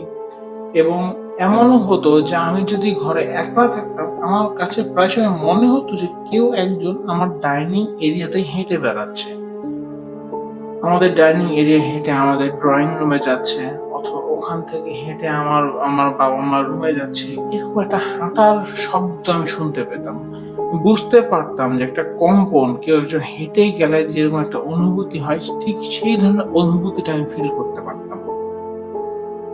কিন্তু যেহেতু এগুলোর কোনো আসলে কোনো ব্যাখ্যা দেওয়া সম্ভব না, কোনো প্রমাণ উপস্থিত করা সম্ভব ছিল না, তাই আমি আসলে এগুলো কারোর সাথে কখনো শেয়ার করতাম না। তো আমার ছোট চাচা, তিনি একজন পর্যটনের ম্যানেজার হওয়া সত্ত্বে তিনি সারা বাংলাদেশে আল্লাহর রহমতে ভ্রমণের সুযোগ পেয়েছেন, যার ফলে ওনার প্রচুর পরিমাণে ভৌতিক অভিজ্ঞতা আছে। এবং সামহাউ চাচার একটা ক্ষমতা আছে যে তিনি বুঝতে পারেন যে কোথাও কোনো অশরীরী অস্তিত্ব আছে কিনা। ঠিক তেমন ভাবে একবার চাচা তার অফিসিয়াল একটা কাজে চট্টগ্রামে আমাদের বাড়িতে আসেন, এবং ওইটা ছিল হচ্ছে আমাদের এই নতুন বাসায়, মানে সরকারি বাসা ছেড়ে আসার পরে এই প্রাইভেট কোয়ার্টারে আমার চাচার প্রথম ভ্রমণ। চাচা আমাদের বাড়িতে ঢোকার পর উনি বলেন যে এই জায়গাতে এসে ওনার শরীর ভারী ভারী লাগছে। উনি জিজ্ঞেস করেন যে আপনাদের কি কখনো এমন কিছু হয় যে বাথরুম ভিজা পান বা ঘরের ভিতরে কারো হাঁটার অনুভূতি হয়, এরকম কিছু কি হয়? আমার আব্বু আম্মু কিছু না বললো, আমি বলি যে হ্যাঁ চাচা, আমি প্রায় সময় এটা লক্ষ্য করি যে আমাদের বাথরুম ভিজা থাকে। আমি তো মনে করি হয়তো বা বাবা মনে হয় অফিস থেকে বাসায় এসেছিল কিছুর জন্য, তাই হয়তো বা ইউজ করেছে বাথরুম, তাই ভেজা। তখন আমার বাবা বলেন, না তো, আমি বেশ দীর্ঘ সময় হয় আমি কখনো অফিসের মাঝখানে বাসায় আসিনি, আমি আমার দরকারি কাগজপত্র সবই অফিসে নিয়ে গেছি। এবং এটাও সত্য যে আমার মাও কখনো স্কুল সময়ের মাঝপথে বাসায় আসতে পারেন না, এবং আমিও আসি হচ্ছে নির্দিষ্ট সময়ে, আমার দ্বারাও কলেজের আগে আমার বাসায় আসা সম্ভব না। তার মানে বোঝা গেল এবং প্রমাণিত সত্য যে এখানে অন্য কোনো তৃতীয় পক্ষের উপস্থিতি অবশ্যই আছে, যার ফলে বাথরুমটা ভেজা থাকে। আমার চাচা শনাক্ত করলো 2 দিন থাকার পরে এই বলে যে আমাদের এইখানে একজন মহিলা জিনের অস্তিত্ব আছে, একজন মহিলা জিন থাকেন যিনি হয়তোবা সম্ভাব্য পিশাচ। যেহেতু আমাদের এই বাড়ির পাশে বেশ বড় একটা ড্রেনেজ বা নালার মতো গেছে, যেটাকে খাল বলা হয়, এরকম একটা খালের মতো গেছে, এবং এই খালটাকে মূলত পুরো চট্টগ্রামের মাঝখান দিয়েই অতিক্রম করেছে। এটা বিশাল একটা খাল, এবং এই খালটা গিয়ে সরাসরি সমুদ্রে গিয়ে মিলিত হয়েছে। পুরো শহরের ময়লা বলা যায় এই দিক দিয়েই যায়। তাই আমার চাচার ধারণা যে এটা সম্ভবত কোনো একটা ময়লা খেকো পিশাচ যে এই বাসার আশেপাশেই থাকে এবং সে ময়লাই খায়, যেই কারণে সে মানুষের কোনো ক্ষতি করে নাই, তাই আমাদের কোনো ক্ষতি করে না, কিন্তু সে মাঝে মধ্যে আমাদের জিনিসপাতি ব্যবহার করে। এবং আমাদেরকে চাচা বলে দেন যে আপনারা সবসময় আল্লাহকে ডাকবেন, দোয়া দরুদ পড়ে ঘুমাবেন, নেক আমলের চেষ্টা করবেন, যাতে করে এই পিশাচ জিনের কোনো ডিস্টার্ব না হয়, তার কোনো অসুবিধা না হয় এবং আপনারও নিরাপদ থাকে, সেও তার মতো করে এক্সিস্ট করতে থাকে। আমরা চাচার কথা মতোই আসলে সবসময় সতর্ক থাকার চেষ্টা করতাম, কখনো এমন কিছু করতাম না যার কারণে কোনো অশরীর ডিস্টার্ব হতে পারে বা সমস্যার মুখোমুখি হতে পারে। এভাবেই বেশ ভালো একটা সময় চলছিল। তার বেশ কিছুদিন পর ঘটে আরো একটা ঘটনা। এই ঘটনাটা ছিল যে আমার মায়ের সাথে ঘটা সর্বপ্রথম ঘটনা, যেই ঘটনায় আমার মা খুব ভালো করে কোনো কিছুর উপস্থিতি লক্ষ্য করেন। কোনো এক রাতে কোন একটা বিষয় নিয়ে আমার সাথে আমার মায়ের বেশ কথা কাটাকাটি হয়। তো ওই সময়ের আগে মোটামুটি ওই যে আমাদের যে দক্ষিণ পাশের ছাদ ঢালাই হওয়ার পর যে বাঁশ দেওয়া ছিল, সেই বাঁশগুলোকে ওখান থেকে খুলে নেওয়া হয়। আর ওই জায়গাটা তখন পুরোপুরি ফাঁকা, তখনও দেয়ালের কাজ শুরু হয়নি বা জানালা বা অন্যান্য যে কাজগুলো থাকে সেগুলো শুরু হয়নি। তো আমরা যখন রেলওয়ের বাসা থেকে বা সরকারি বাসা থেকে এদিকে মুভ করি, তখন আমাদের খাট ছিল হচ্ছে 3টা। আর যেহেতু আমাদের বেডরুমের সংখ্যা ছিল কম, তাই আমাদের একটা খাট রাখার কোনো জায়গা না থাকায় ওই খাটটাকে আমরা এমনিতেই খাটের নিচে ফেলে রেখেছিলাম অনেকদিন। তো পরবর্তীতে যখন এই বাঁশগুলো সরানো হয় এবং ওই জায়গাতে কোনো আর কাজ শুরু করা হয়নি, তখন আমার বাবা চিন্তা করেন যে যেহেতু আমাদের খাটটা অনেক দীর্ঘ সময় ধরে এমনিতেই আমরা রেখে দিয়েছি, আমরা একটা কাজ করতে পারি, এই খাটটাকে আমরা ওই দক্ষিণ পাশে সাময়িক সময়ের জন্য রেখে দিতে পারি, যাতে করে যখন কাজ শুরু হবে না, মানে যতদিন কাজ শুরু হবে না ততদিন আমরা ওখানে গিয়ে বিকালবেলা একটু বসতে পারলাম, দক্ষিণা বাতাস খেলাম, ওখানে বসে চা নাস্তা খেতে পারলাম। এবং এই কথায় আমাদের বাড়িওয়ালা আন্টিও তিনি কোনো আপত্তি করেননি। তো সেদিন যেদিন আমি আমার মায়ের সাথে ঝগড়া করলাম, আমার মায়ের সাথে কথা কাটাকাটি করে ঝগড়া করে আমার মন মেজাজ বেশ খারাপ হয়েছিল এবং ওই খারাপ মেজাজ নিয়ে আমি ঘর থেকে বের হয়ে ওই দক্ষিণ পাশটায় গিয়ে বসি। তখন খুব বেশি রাত না বা সন্ধ্যাও না, অ্যাকচুয়ালি তখন হচ্ছে অনেকটা বিকাল বলা যায়, বিকাল 4:30 5টা বা 5:30 এরকম সময়টা হয়। আমি ওখানে বসেছিলাম, বসতে বসতে কিছুক্ষণ পরে ওই ঠান্ডা বাতাসে শরীর মন যখন জুড়িয়ে আসলো, তখন আমি ওখানে একটু শুয়ে পড়লাম এবং কখন যে আমার ঘুম চলে আসলো ঠিক নিজেও আসলে বলতে পারবো না যে কখন আমি ঘুমিয়ে পড়েছি। তো ঘুম চলে আসার পর আমার ঘুম যখন ভাঙে, তখন আমার মায়ের ডাক আমার কানে আসে।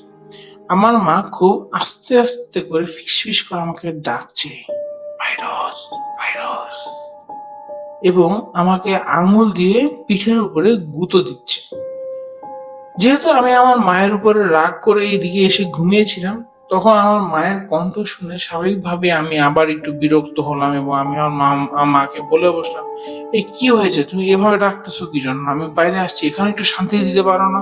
এখন আবার এখানে আসছো কেন ভেজাল করার জন্য? এটা বলতে বলতে আমার মা খপ করে আমার হাতটা ধরে টেনে নিয়ে ভিতরে নিয়ে গেল, আমাকে বললো যে এই মুহূর্তে তুমি ভিতরে আসো, তোমার সাথে কথা আছে। আমি কিছু বুঝে ওঠার আগেই আমার মা আমাকে টেনে রুমের ভিতরে নিয়ে গেল। নেওয়ার পর আমি জিজ্ঞেস করলাম যে কি হয়েছে, তুমি এভাবে আমাকে টেনে নিয়ে আসলে কেন? আমার মা যা বলল তা শোনার পর আমি নিজেও ভয়ে প্রায় কেঁপে উঠলাম। আমার মা বলল যে যেহেতু আমি বিকালবেলা ওখানে গিয়ে শুয়েছি এবং ঘুমিয়ে পড়েছিলাম, তাই আমার মা আমাকে ঘুমন্ত অবস্থায় দেখলেও তখন ডাকেননি, যেহেতু ওখানে দক্ষিণা বাতাস ছিল, খুব সুন্দর একটা এনভায়রনমেন্ট ছিল, ওয়েদার ঠান্ডা ছিল, তাই আমার মা আমাকে না ডেকে ঘুমানোর জন্য ছেড়ে দিয়ে আসে। তার কিছুক্ষণ পর রাতের খাবার খাওয়ানোর জন্য যখন আমার মা আমাকে ডাকতে যান, তখন ওই ঠান্ডা বাতাসের কারণে আমার মা আমার পাশে বসেন এবং বসার থেকে একটু পরে শুয়ে থাকেন কিছুক্ষণের জন্য। ঠিক যখন আমার মা শুয়ে আছেন তখন হঠাৎ করে আমার মা অনুভব করলো যে কিছু একটা তার পেছন দিকে এসে দাঁড়িয়েছে। আমার মা এমন ভাবে শুয়ে আছে যে আমি বাম দিকে কাত হয়ে শোয়া, আমার পিঠের দিক করে আমার মা শুয়েছিলেন এবং পরবর্তীতে আমার মাও আমার দিকে ফিরে বাম দিক কাত হয়ে শুয়েছেন। তার মানে আমার মায়ের পিছন সাইডে দাঁড়ানোর মতো কেউ একজন এসে যদি দাঁড়ায় তাহলে সে দেখতে পাওয়ার কথা না। ঠিক সেভাবে আম্মুর পিছনে কেউ একজন এসে দাঁড়িয়েছে এবং সে আমার মায়ের পিঠে হেলান দিয়ে দাঁড়ানোর মতো করে দাঁড়িয়েছে। আমার মা অনুভব করতে পারছিল যে খুব চওড়া কিছু একটা, খুব সফট নরম লোমশ কিছু একটা তার পিঠ স্পর্শ করে দাঁড়িয়েছে। এর একটু পরেই আম্মু আরো অনুভব করলো যে বিশাল চওড়া লোমশ একটা হাত আমার মায়ের শোল্ডারের উপরে বা আমার মায়ের বাহুর উপরে হাত রাখলো এবং আস্তে আস্তে চাপ দিয়ে ধরতে লাগলো। এবং যখনই আমার মা এটা অনুভব করা শুরু করলো তখন তার মাথায় আসলো যে সাথে যদি কেউ থাকে এবং সে যদি সচেতন থাকে তাহলে এই ধরনের সিচুয়েশনে অশরীররা কোনো ক্ষতি করতে পারে না। তাই আমার মা আমাকে আঙ্গুল দিয়ে ওই ছোট ছোট করে গুঁতো দিচ্ছিল এবং ফিস ফিস করে ডাকছিল, ফাইরোজ ফাইরোজ উঠো, ফাইরোজ ফাইরোজ। এবং যখনই আমি নড়ে উঠলাম এবং কথা বলা শুরু করলাম, মুহূর্তের ভিতরে ওই হাতটা আমার মায়ের হাত ছেড়ে দেয় এবং আমার মা অনুভব করতে পারে যে তার পিছনে আর কিছু নেই। আর তখনই আমার মা আমাকে এক টান দিয়ে বাসায় নিয়ে আসে এবং বলে যে আজকে যদি আমি ওইখানে উপস্থিত না থাকতাম হয়তো বা এই অশরীরটা তোমার কোনো ক্ষতি করলেও করতে পারত। আজকের পর থেকে এই ধরনের সময়গুলোতে আর কখনো ওইখানে যাবে না, গেলেও কখনো এভাবে শুয়ে থাকবে না। এবং ওই ঘটনার পর আমার মা আসলে এত বেশি ভয় পায় যে তিনি আসলে ওই সময়টার পর থেকে বা সন্ধ্যার পর থেকে আমার ওদিকে যাওয়া সম্পূর্ণরূপে নিষিদ্ধ করে দেন। এবং আমি আমার মায়ের কথা মেনে ওইদিকে আর না যাওয়ারই চেষ্টা করতাম। সবসময় গেলেও সজাগ অবস্থায় যেতাম, আমার বাবা বা কারো সাথেই হয়তো ওদিকে যেতাম এবং গেলেও কখনো রাত পর্যন্ত ওখানে থাকতাম না। ঘটনাটা এখানেই শেষ হয়ে গেলেও পারত, কিন্তু ঘটনাটা আসলে এখানেও শেষ হয়নি।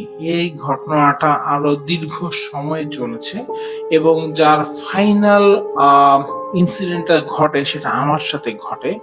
আর সেই ঘটনাটা আমি আসলে কখনো ভুলতে পারবো না।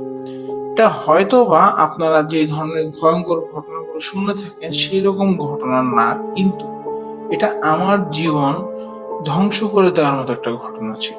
তো সেই দিনের ঘটনার পর থেকে আসলে ওই বাড়িতে অনেক ঘটনার মুখোমুখি আমরা হয়েছি, তবে কোনোটাই আসলে এতটা ভয়ঙ্কর বলার মতো ছিল না। সবগুলি ছিল খুবই ছোট ছোট ইনসিডেন্ট বা ছোট ছোট ইভেন্ট। তো যেমন একটু আগে আমি বলছিলাম যে একবার আমার একটা কলম, সেটা ছিল হচ্ছে আমার জামার সেলাইয়ের ভিতরে। আবার এর আগের বার একবার আমাদের ওই যে আমার বোনের জুতো, সেটা ফ্রিজের ভিতরে পাওয়া গেছে। তো এরকম বিভিন্ন ভাবে বিভিন্ন সময়ে লুকিয়ে ফেলতো বলা যায়, বা কখনো চুরি করে নিয়ে যেত, যেটা পরবর্তীতে তারা আবার ফেরত দিয়েও যেত। তো এরকম ছোটখাটো ঘটনা ঘটতে থাকে। তো তখনও আমি সরাসরি কখনো এই যে অস্তিত্বটা বা যে সত্তাটা আমাদের ঘরে ঘোরাফেরা করছে বা আমাদের চারপাশে বিচরণ করে বেড়াচ্ছে, এই সত্তাটার সাথে ওইভাবে আমি কখনো দেখা করিনি বা আমি দেখতে পাইনি তাকে, কিন্তু আমি তার অস্তিত্ব বুঝতে পারতাম। তো যেহেতু আমি ছোট ছিলাম বা আমার বয়স অনেক কম ছিল, সেই হিসাবে আসলে আমার ভয় পাওয়া উচিত ছিল, কিন্তু হয়তোবা আল্লাহর বিশেষ রহমত ছিল আমার উপরে, যে কারণে আমি আসলে কখনোই সেভাবে ভয় পেতাম না। আর বলা বাহুল্য ওই সময় রেডিওতে ভূতের স্টোরি চলতো, ভূত এফএম, রাসেল ভাই, আর যে রাসেল ভাইয়ের একটা শো। তো ওই শো এর আমি ভীষণ রকমের ভক্ত ছিলাম। তো ওই ঘটনাগুলো শুনতে শুনতেও হয়তোবা ভিতরে একটা এই অস্তিত্বগুলোর সাথে বা এই প্যারানর্মাল বিষয়গুলোর সাথে একটা পরিচিতি তৈরি হয়েছিল, যার কারণে আসলে ভয়গুলো সেভাবে পেতাম না বা লাগতো না ওরকম। তো পরবর্তীতে 2012 সালের পরে আমার তখন আমি ফটোগ্রাফি শুরু করি চট্টগ্রামে। আমি তখন বেশ রেগুলারলি ফটোগ্রাফি করতাম, ওয়েডিং ফটোগ্রাফি। তো আমি ওই ফটোগ্রাফির কাজগুলো করে যখন বাসায় আসতাম তখন প্রায় সময় দেখা যেত রাত 3টা 4টা এরকম হয়ে যেত। তো ওই সময়গুলো ছাড়া অন্যান্য সময়গুলো বাসায় থাকলে আমি রাতে ফটোগুলো এডিট করতে বসতাম বা ছবি ভিডিওগুলো নিয়ে কাজ করতে বসতাম, এবং তখন দেখা যেত যে প্রায় সময়ই আমার ঘুমাতে ঘুমাতে এরকম 2:30 বা 3টা বেজে যেত। তো এমনই কোনো এক রাতের ঘটনা, আমি আমার এখনো মনে আছে যে আমি একটা ওয়েডিং এর মানে ইভেন্টের ছবিগুলো নিয়ে কাজ করছিলাম, কারণ সেটা ছিল বলা যায় অনেকটা ডেড লাইনের মতো। বিকজ যে জামাই ছিল সে ছিল হচ্ছে জাপানের মানুষ, জাপান থেকে আসছে, এবং তিনি তার ওয়াইফকে নিয়ে যাবেন, যে কারণে তাদের একটা ছবি মানে ওয়েডিং এর ছবি খুব বেশি দরকার ছিল তাদের ইমিগ্রেশন বা এরকম কোনো একটা জায়গাতে শো করার জন্য। যে কারণে আমি মোটামুটি একটু তাড়াহুড়ো নিয়ে ওই কাজটা করতে বসি।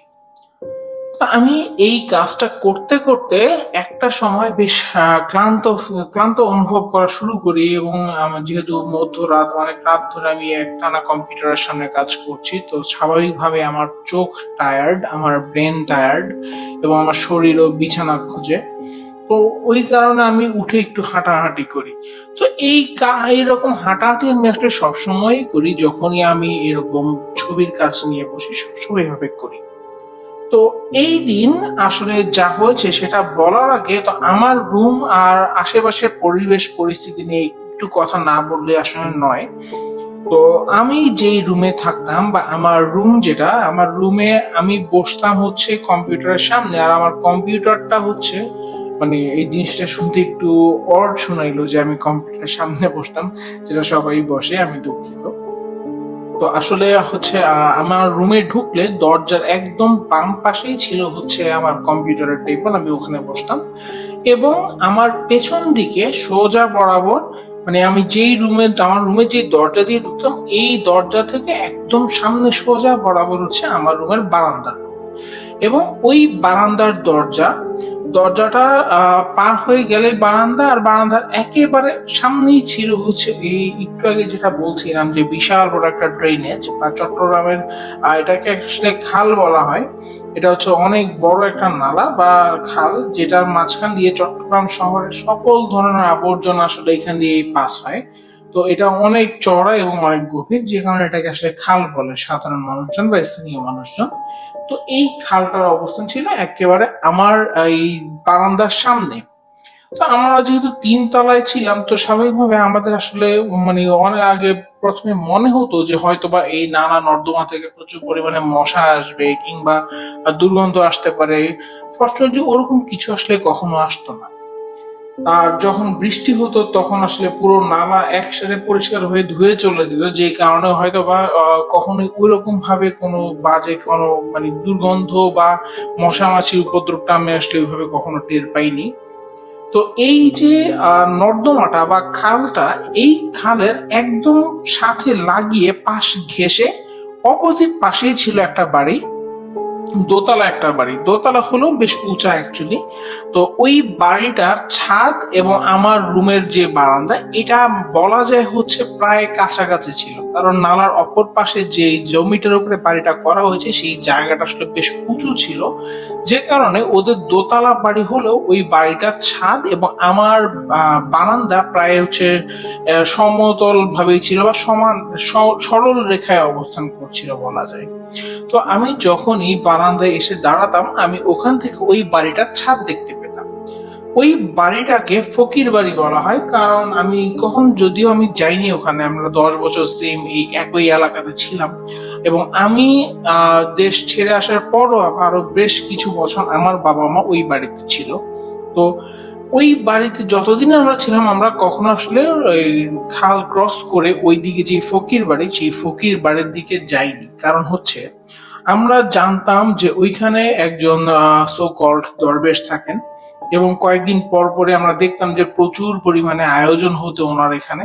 ওনার ভক্তরা বিভিন্ন জায়গা থেকে আসতো, অনেক খাবার দাবার থেকে শুরু করে অনেক কিছু নিয়ে আসতো, অনেক বিশাল বড় করে আয়োজন হতো। তো স্বাভাবিকভাবেই কেন যেন আমরা এই ধরনের যে মুরিদ হওয়া বা কোনো পীরের ভক্ত হওয়া এই ধরনের বিষয়গুলোতে কখনোই আমরা বিশ্বাস করতাম না, এবং পারিবারিকভাবে আমরা এই জিনিসগুলোকে সমর্থনও করতাম না, যে কারণে আসলে কখনো এই বিষয়গুলোর প্রতি আগ্রহ বা ওখানে গিয়ে দেখার কোনো ইচ্ছে বা আগ্রহ আমাদের ভিতরে তৈরি হয়নি।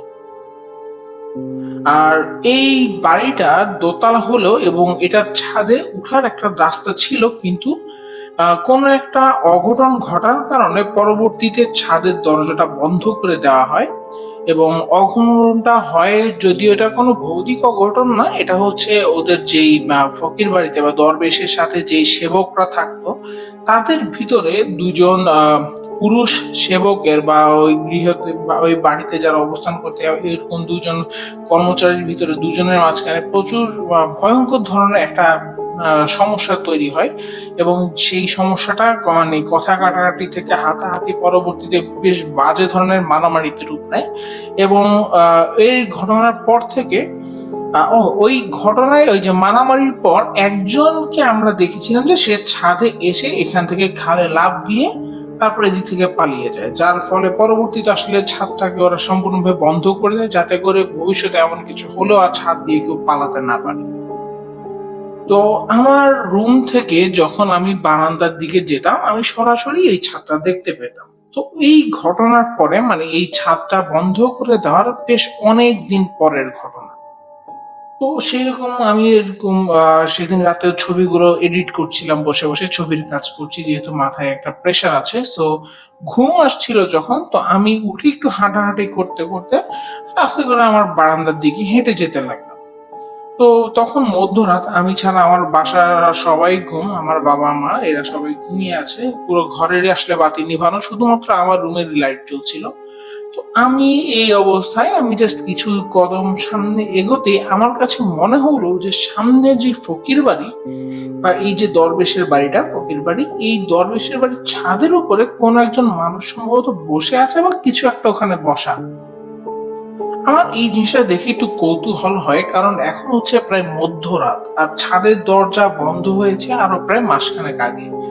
এই দীর্ঘ সময়ে কখনো আমি দেখিনি যে এই ছাদে কারো অবস্থান কিংবা কেউ উঠছে, এমনকি দিনের বেলা তো আর কাউকে আমি এখানে উঠতে দেখিনি, যার ফলে আমার ভিতরে একটা কৌতূহল তৈরি হয় যে এই অসময়ে এই মধ্যরাতে এই ছাদে কে বসে আছে।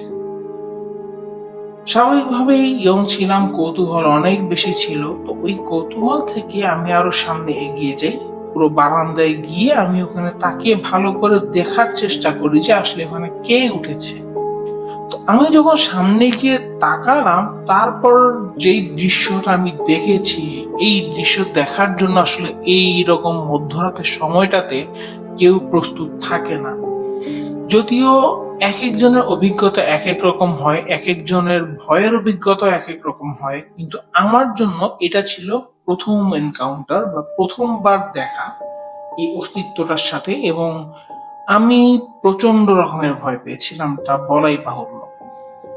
তো আমি যেটা দেখলাম সেটা হচ্ছে যে ওইখানে কেউ একজন বসে আছে, কিন্তু আমি বুঝতে পারছেন যে এটা কোনো একটা মহিলা টাইপের অবয়ব, মহিলার মতো কেউ বসা। এবং সে শুধুমাত্র যে বসে আছে ছাদের উপরে এমনটা না, সে ছাদের কান নিচে মানে একদম আহ ছাদের যেই অংশটা হচ্ছে ভয়ঙ্কর, যেখান থেকে পড়ে যাওয়ার সম্ভাবনা থাকে, রেলিং নাই, ওইরকম জায়গাটাতে সে বসে আছে।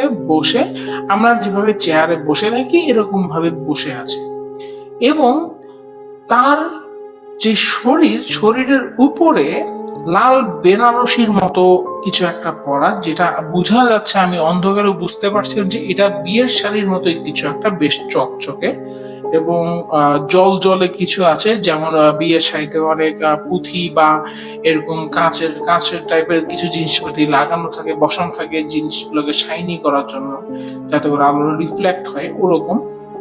আমার কাছে মনে হচ্ছিল যে তার গায়ে যে বেনারসিটা বা যেই জিনিসটা সে গায়ে দিয়ে রেখেছে সেটার মধ্যে এরকমই কিছু আছে, যেটা অনেকটা ওই বেনারসিরই একটা ভাইব দিচ্ছে বা বেনারসি বলা যায়। তো এর মানে এইটুকু বুঝতে বুঝতেই আমি আরো একটা জিনিস খেয়াল করলাম যে সে তার দুই হাত দুই দিকে দেওয়া, এবং পা ঝুলছে, চেয়ারে বসার মতো করে সে পা ঝুলিয়ে পা দোলাচ্ছে। কিন্তু সবকিছু স্বাভাবিক মনে হলেও কিন্তু এখানে কিছুই স্বাভাবিক ছিল না, কারণ এই হাত দুটো যে সেই দুই দিকে দিয়ে বসে আছে বা পা যে ঝুলোচ্ছে, সেইখানে কোনো মাংস বা কিচ্ছু ছিল না। আমি শুধুমাত্র তার হাতের হাড়গুলো, কনুই থেকে পরবর্তীতে যে হাড় থাকে সে হাড়গুলোই দেখতে পেলাম, এবং দেখলাম যে তার পায়েও ঠিক সেই সেম একই রকম ভাবে শুধুমাত্র পায়ের হাঁটুর নিচের দিকে যে হাড্ডিগুলো থাকে, সেই হাড্ডি টিবিওফু বলে সম্ভবত, এই যে হাড্ডিগুলো, এই হাড়গুলোই দেখা যাচ্ছে এবং হাড়গুলো ডানে বামে নড়ছে, সে পা দুলাচ্ছে। মধ্যরাতে বিয়ের ছবি এডিট করতে করতে যখন এভাবে কোনো কিছু দেখতে হয়, তখন আসলে মাথা ঠিক মতো কাজ করে ওঠে না। আমি হতভম্ব হয়ে তাকিয়ে রইলাম যে আমি কি দেখছি। এতটুকু পর্যন্ত ঠিক ছিল, আমি তার চেহারা দেখতে পাচ্ছিলাম না, কিন্তু যখন আমি জানি না যে আমার সামনে অবস্থান করা সেই অবয়বটা বা সেই অস্তিত্বটা সে কি দেখতে পাচ্ছিল কিনা যে আমি কোথায় তাকাচ্ছি, কোন জায়গাতে তার হাতের দিকে তাকিয়েছি কিংবা তার পায়ের দিকে তাকিয়েছি। কিন্তু আমি যখনই নিচ থেকে, মানে তার পায়ের দিক থেকে চোখ আস্তে আস্তে উঠাতে উঠাতে তার চেহারার দিকে নিলাম, জায়গাটা সম্পূর্ণরূপে অন্ধকার, সেখানে কোনো চোখ নাক মুখ কিচ্ছু ছিল না। কিন্তু হঠাৎ করে ধাপ করে আগুন জ্বলার মতো করে, যেভাবে দেশলায় আগুন জ্বালাইলে যেমন ধূপ করে জ্বলে উঠে, ঠিক সেইভাবে ধূপ করে চোখ জ্বলে উঠলো, দুটা আগুনের ফুলকির মতো চোখ জ্বললো, এবং আমার কাছে মনে হলো যে সে অবয়বটা আমার দিকে তাকিয়ে হেসে দিয়েছে, হাসছে। আমি খুব পরিষ্কারভাবে বুঝতে পারছি যে এটা আমার দিকে তাকিয়ে হাসছে। আর আমি ওই হাসিটা সহ্য করার মতো মানসিক শক্তি আল্লাহ আমাকে দেয়নি আসলে। আমি এত বেশি ভয় পেয়েছি যে আমি হাউমাউ করে হামাগুড়ি দিয়ে কোনো মতে পড়ে হামাগুড়ি দিয়ে আমার রুম থেকে বেরিয়ে ডাইনিং পর্যন্ত আসি, এবং আমার পড়ে যাওয়ার কারণে বা সামহাও আমার মা পাশের রুম থেকে তিনি শব্দ শুনতে পান যে কিছু একটা পড়েছে বা কোনো একটা আওয়াজ হয়েছে, তিনি সাথে সাথে রুম থেকে দৌড়িয়ে আসে এবং দেখেন যে আমি ফ্লোরে পড়ে আছি এবং আমি হাঁপাচ্ছি, প্রচন্ড রকম ভাবে হাঁপাচ্ছি, এবং তিনি দেখেই বুঝতে পেরেছেন যে সামথিং ওয়াজ রং। এবং আম্মু আমাকে যখন জিজ্ঞেস করে যে হঠাৎ কি হয়েছে, কেন আমি মানে ফ্লোরে পড়ে আছি, তাও ডাইনিং এর রুমে, তো তখন আমি তাকে বললাম যে আম্মা আমি কিছু একটা দেখছি যেটা ওই বিল্ডিং এর ছাদের উপরে বসে আমার দিকে তাকিয়ে হাসছে। আম্মু সাথে সাথে আমাকে ধরে নিয়ে আমার রুমে ঢুকে, কিন্তু যখন ওইদিকে আমরা তাকাই সেখানে আসলে আর কিছু ছিল না। এতক্ষণ যে জিনিসটা বা যে অস্তিত্বটাই বসেছিল সে এই মুহূর্তে সেখানে আর নেই। আমি প্রচন্ড রকমের ভয় পাই, এবং ওই রাতে আমার আসলে আর কাজ করার বা একলা একলা আমার রুমে থাকার সাহসটা আর হয়নি। আমি সেই রাতে আর রুমে না থেকে আমার ড্রয়িং রুমে ফিরে যাই এবং ড্রয়িং রুমে গিয়েই বাকি রাতটা কাটাই। তো তার পর আসলে ওই ছোটখাটো ঘটনা ছাড়া তেমন কিছু আর না হলেও আমি বুঝতে পারতাম তার অস্তিত্ব, তার উপস্থিতি, এই জিনিসটা খুব ভালো করে অনুভব করতে পারতাম। বিশেষ করে তার অস্তিত্ব আমি ফিল করতে পারতাম বা অনুভব করতে পারতাম শুধুমাত্র আমার রুমের ভিতরে। যখন আমি আমার রুমে একলা থাকতাম, আমি প্রায় সময় এই জিনিসটা অনুভব করতাম যে আমার রুম কোনো একটা সুগন্ধ দিয়ে ভরে গেছে। প্রত্যেক রাতেই বলা যায়, মোটামুটি প্রতি রাতেই রাতের এরকম 2:30 থেকে 3টার সময় আমার রুমে খুব চমৎকার কোনো একটা সুগন্ধ এসে মানে ভরে যেত রুম। কখনো হতে পারে ওইটা কোনো বেলি ফুলের গন্ধ, কখনো বা কোনো বকুল ফুলের গন্ধ, অথবা কখনো কখনো খুব ভালো কোনো সুস্বাদু খাবারের কোনো গন্ধে আমার এই রুমটা ভরে যেত। কোনো কারণে যদি আমি ছাড়া আমার মা বা বাবা কেউ যদি জেগে থাকতো, তারাও এই গন্ধটা পেত। কিন্তু ভয়ঙ্কর হলো সত্য ব্যাপার যে শুধুমাত্র আমার রুমের ভিতরে এই গন্ধটা থাকতো। আমরা এই জিনিসটাকে পরীক্ষা করেছি যে গন্ধটা কি শুধুমাত্র আমি পাচ্ছি নাকি আমার আব্বু আম্মু সবাই পাচ্ছে, এটা বোঝার জন্য আমি তাদেরকে বললাম যে আপনারা রুমের বাইরে গিয়ে একবার দেখবেন, রুমের ভিতরে এসে একবার দেখবেন। এবং যখনই এবং যতবার আমার মা বাবা এই কাজটা করেছে তারা দেখেছে এবং কনফার্ম করেছে যে গন্ধটা শুধুমাত্র আমার রুমের ভিতরেই বিরাজ করে, এর থেকে 1 ইঞ্চিও বাহিরে যায় না। এবং এটুকুর ভিতরেই এবং প্রত্যেক দিন বা প্রতি সময় সেই রাতের 2:30 থেকে 3টার সময় এই গন্ধটা পাওয়া যায়। তো এর মাধ্যমে আমি বুঝতে পারতাম যে সে এখানে উপস্থিত, সে আমার আশেপাশে আছে, সে আমাকে দেখছে। এবং যদি কখনো কোনো কারণে সে রেগে যেত তাহলে ওই সময়টাতে আমার রুম প্রচন্ড রকমের দুর্গন্ধে ভরে যেত। মনে হতো যেন খুব ভয়ঙ্কর ভাবে কোনো কিছু পচে পড়ে আছে। বিশেষ করে ধরেন যদি কখনো মাংস পচে যায় কিংবা খাবার পচে যায় তাহলে যে ধরনের দুর্গন্ধটা হয় ওই ধরনের কোন একটা গন্ধ এসে আমার রুম ভরে যেত। কিন্তু সময় ঠিক সেম একই রকম, রাতের 2:30 থেকে 3টার ভিতরে, আধা ঘন্টা 30 মিনিট। তো কিভাবে বুঝতাম যে সে আসলে রেগে আছে বা সে আজকে খুশি মনে নেই বা সে আজকে আপসেট, সেটা আমি বুঝতাম কিভাবে?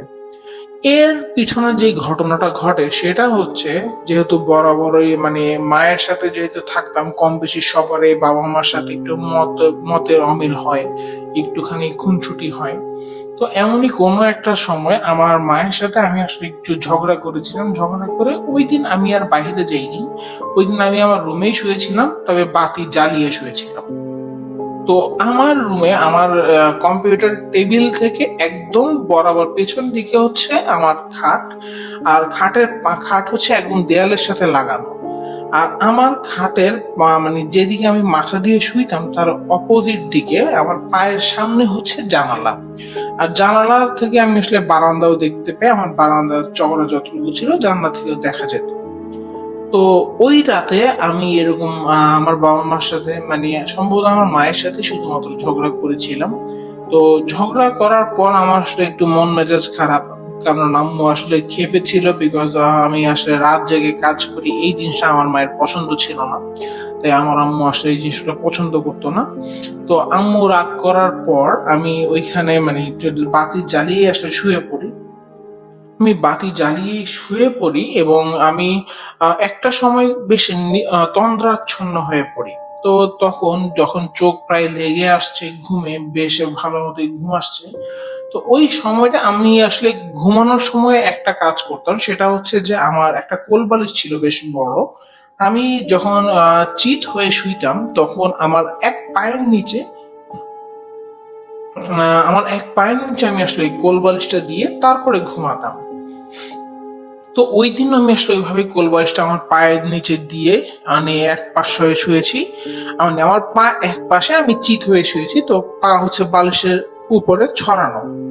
তো আমি হঠাৎ করে সেদিন রাতে খেয়াল করলাম যে আমার জানলা দিয়ে মেঘের মতো একটা ধোঁয়া, খুব সামান্য একটা ধোঁয়া, সাদা ধোঁয়া বা ধূসর টাইপের ধোঁয়া, পুরোপুরি সাদা না, ধূসর ধরনের একটা ধোঁয়া আমার রুমে প্রবেশ করলো। এবং আমি এই যে আধো ঘুম আধো জাগনো এই অবস্থাটা আমি খুব স্পষ্ট ভাবে দেখতে পাচ্ছিলাম যে এই ছায়াটা বা ধোঁয়াটা আস্তে আস্তে আমার যে বেডের পাশে যে দেয়াল দিয়ে বেয়ে বেয়ে এমন ভাবে আসছিল যেন সে দেয়ালের উপরে হেঁটে বেড়াচ্ছে।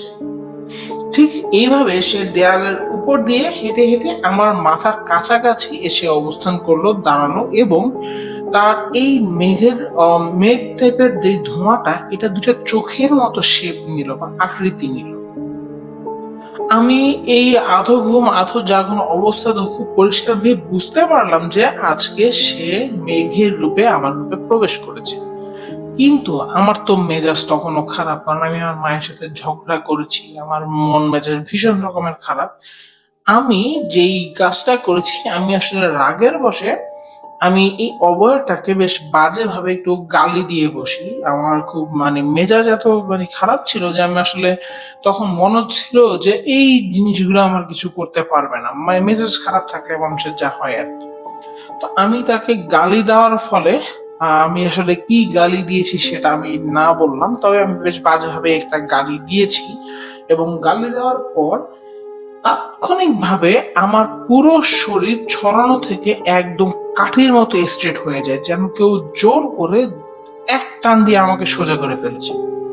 আমি একটু আগে বলছিলাম যে আমি আমার পায়ের নিচে কোলবালিশ দিয়ে তারপরে শুই, তো ঠিক সেইভাবেই আমি শুয়েছিলাম, কিন্তু যখন আমি গালি দিলাম তাৎক্ষণিকভাবে আমার পুরো শরীর এক টান দিয়ে সোজা করে ফেলা হলো, এবং আমি খুব স্পষ্টভাবে সেই চাপটা অনুভব করছিলাম। একদম আমার মাথা থেকে পা পর্যন্ত সেই চাপটা আমি অনুভব করছি।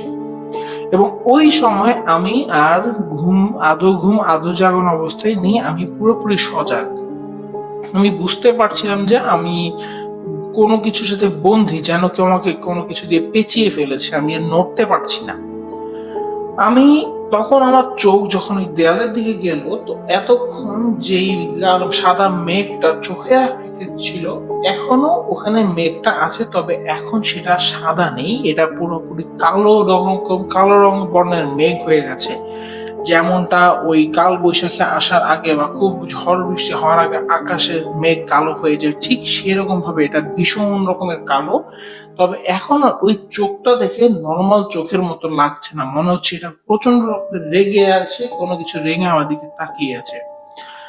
আমার এই শারীরিক অবস্থা, কেউ আমাকে বেঁধে রেখেছে অবস্থা থেকে যখন এই চোখের দিকে তাকালাম, তখন আমি আসলে কি বলবো, আমার মানে ভিতরে সবকিছু এমন ভাবে কেঁপে গেল যে আমার মাথা আর কাজ করছিল না যে আমার এই মুহূর্তে দৌড়াদৌড়ি পড়া উচিত বা কি পড়া উচিত।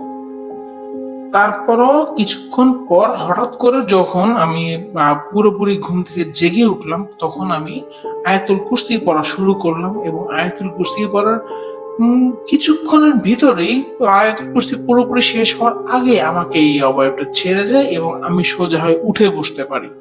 এবং আমি দেখি যে আমার দেয়ালে কোনো চোখ বা মেঘ কিংবা ধোঁয়া, এতক্ষণ যা আমি দেখছিলাম তেমন কোনো কিছুই নেই। এই দিন যে ঘটনাটা ঘটে গেল, ঠিক এই ঘটনার পর থেকেই যখনই রাতে 2টা বা 3টার সময় হতো, তখন আমার রুমে প্রচন্ড রকমের দুর্গন্ধ আসা শুরু হতো।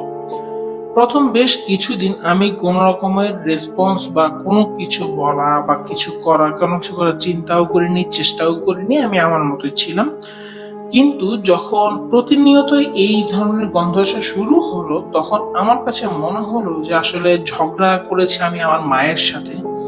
এখানে আসলে এই যে তৃতীয় পক্ষ বা এই যে জিন কিংবা পিশাচ বা যেই জিনিসটাই হোক যেটা আমার রুমে আসতো, তার তো আসলে এখানে কোনো দোষ ছিল না। তো আমি আসলে তাকে এভাবে গালি দেওয়াটা আমার উচিত হয়নি। তো এই মূল্যবোধ থেকে বা এই চিন্তা থেকে পরবর্তী দিনের আমি অপেক্ষা করতে লাগলাম যে আবার কবে এই গন্ধটা আমার রুমে প্রবেশ করবে। এবং যেই দিন আবার দেখলাম যে এরকম 2:30-3টার সময় আমার রুম, মানে আমার শোবার রুম দুর্গন্ধে ভরে গেছে, আমি শিওর হলাম যে সে উপস্থিত হয়েছে। আমি ওই দিনও কম্পিউটারে কাজে ছিলাম। তো আমি কাজ বন্ধ করে আমার রুমের দিকে মুখ করে ঘুরে, তখন আমি এরকম অবয়ব, তো তখন আসলে কখনোই তো আমার রুমে এরকম সশরীরে অবয়বটা ছিল না, সবসময় আমি এভাবে গন্ধ দ্বারাই বুঝতে পারতাম যে কেউ এসেছে কে আসেনি। তো তখন আমি তাকে বললাম যে আমি আসলে ভুল করেছি, আমার এভাবে আসলে গালি দেওয়াটা উচিত হয়নি, আমি ক্ষমা প্রার্থী, আমি তার কাছে মাপ চাই। এবং বলা বাহুল্য যে আমি বুঝতে পারি সে আমার কথাটা শুনেছে এবং সে আমার অ্যাপোলজি বা আমার ক্ষমাকে সে গ্রহণ করেছে, ক্ষমা চাওয়াটাকে সে গ্রহণ করেছে। কারণ এতক্ষণ পর্যন্ত আমি যে দুর্গন্ধটা পাচ্ছিলাম, আমি ক্ষমা চাওয়ার সাথে সাথে সেই গন্ধটা সম্পূর্ণরূপে পরিবর্তিত হয়ে গিয়ে বেলি ফুলের সুগন্ধে আমার রুমটা ভরে যায়। এবং আমি বেলি ফুলের গন্ধটা পাওয়ার পর যখন বুঝতে পারি যে আশা করা যাচ্ছে যে সবকিছু পজিটিভ, তখন আমি তাকে ধন্যবাদ দিই এবং আমি আমার কাজে আবার মনোযোগ দেওয়া শুরু করি। তো এখান থেকেই আমার সাথে আসলে তার এক ধরনের কমিউনিকেশন বা যোগাযোগ স্থাপিত হয়, আমি তার অস্তিত্ব বুঝতে পারি। এবং পরের দিন সকালবেলা আমি আমার বাসার সবাইকে এই বিষয়টা জানাই। তো জানানোর পর থেকে যখনই পরবর্তীতে আমাদের বাসায় কোনো কিছু হারানো যেত বা যেটা আমাদের কাছে মনে হইতো যে এটা কোনো সাধারণ কোনো কিছু না বা স্বাভাবিকভাবে হারায়নি, তখনই আমরা বা আমার বাবা তিনি ঘরের ভিতরে একটু মানে জোরে বলতেন যে, এই তুমি কি আমাদের জিনিসপাতি নিয়ে গেছো, তাহলে ফেরত দিয়ে যাও, আমরা তোমার কোনো ক্ষতি করিনি, তুমি আমাদের কেন ক্ষতি করছো বা আমাদেরকে ডিস্টার্ব কেন করছো। তিনি এই ধরনের কথাগুলো বলতেন এবং সত্যি সত্যি দেখা যেত যে একদিন বা 2 দিন পরে ঠিক সেই জিনিসটা আমরা এমন জায়গাতেই ফিরে পেয়েছি যেখানে আসলে এটা কখনো ছিলই না বা এখানে রাখাই হয়নি এমন জায়গায়।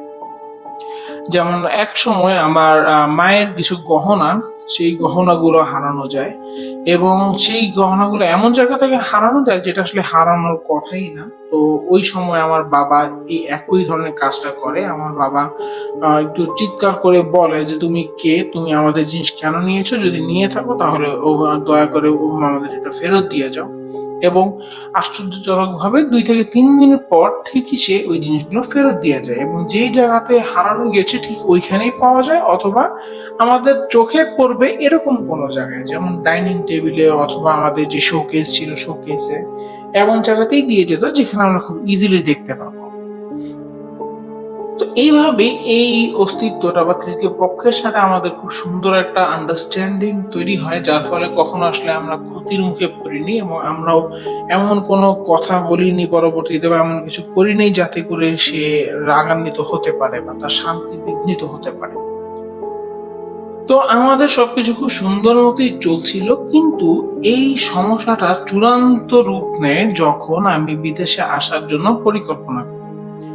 আমি প্রথমে জার্মানির জন্য চিন্তা করলেও পরবর্তীতে আমি পোল্যান্ডে আসার জন্য প্রস্তুতি নিতে থাকি এবং একটা সময় সব প্রসেসিং যখন শেষ হয়ে যায় তখন আমাকে ভারতে যেতে হয়।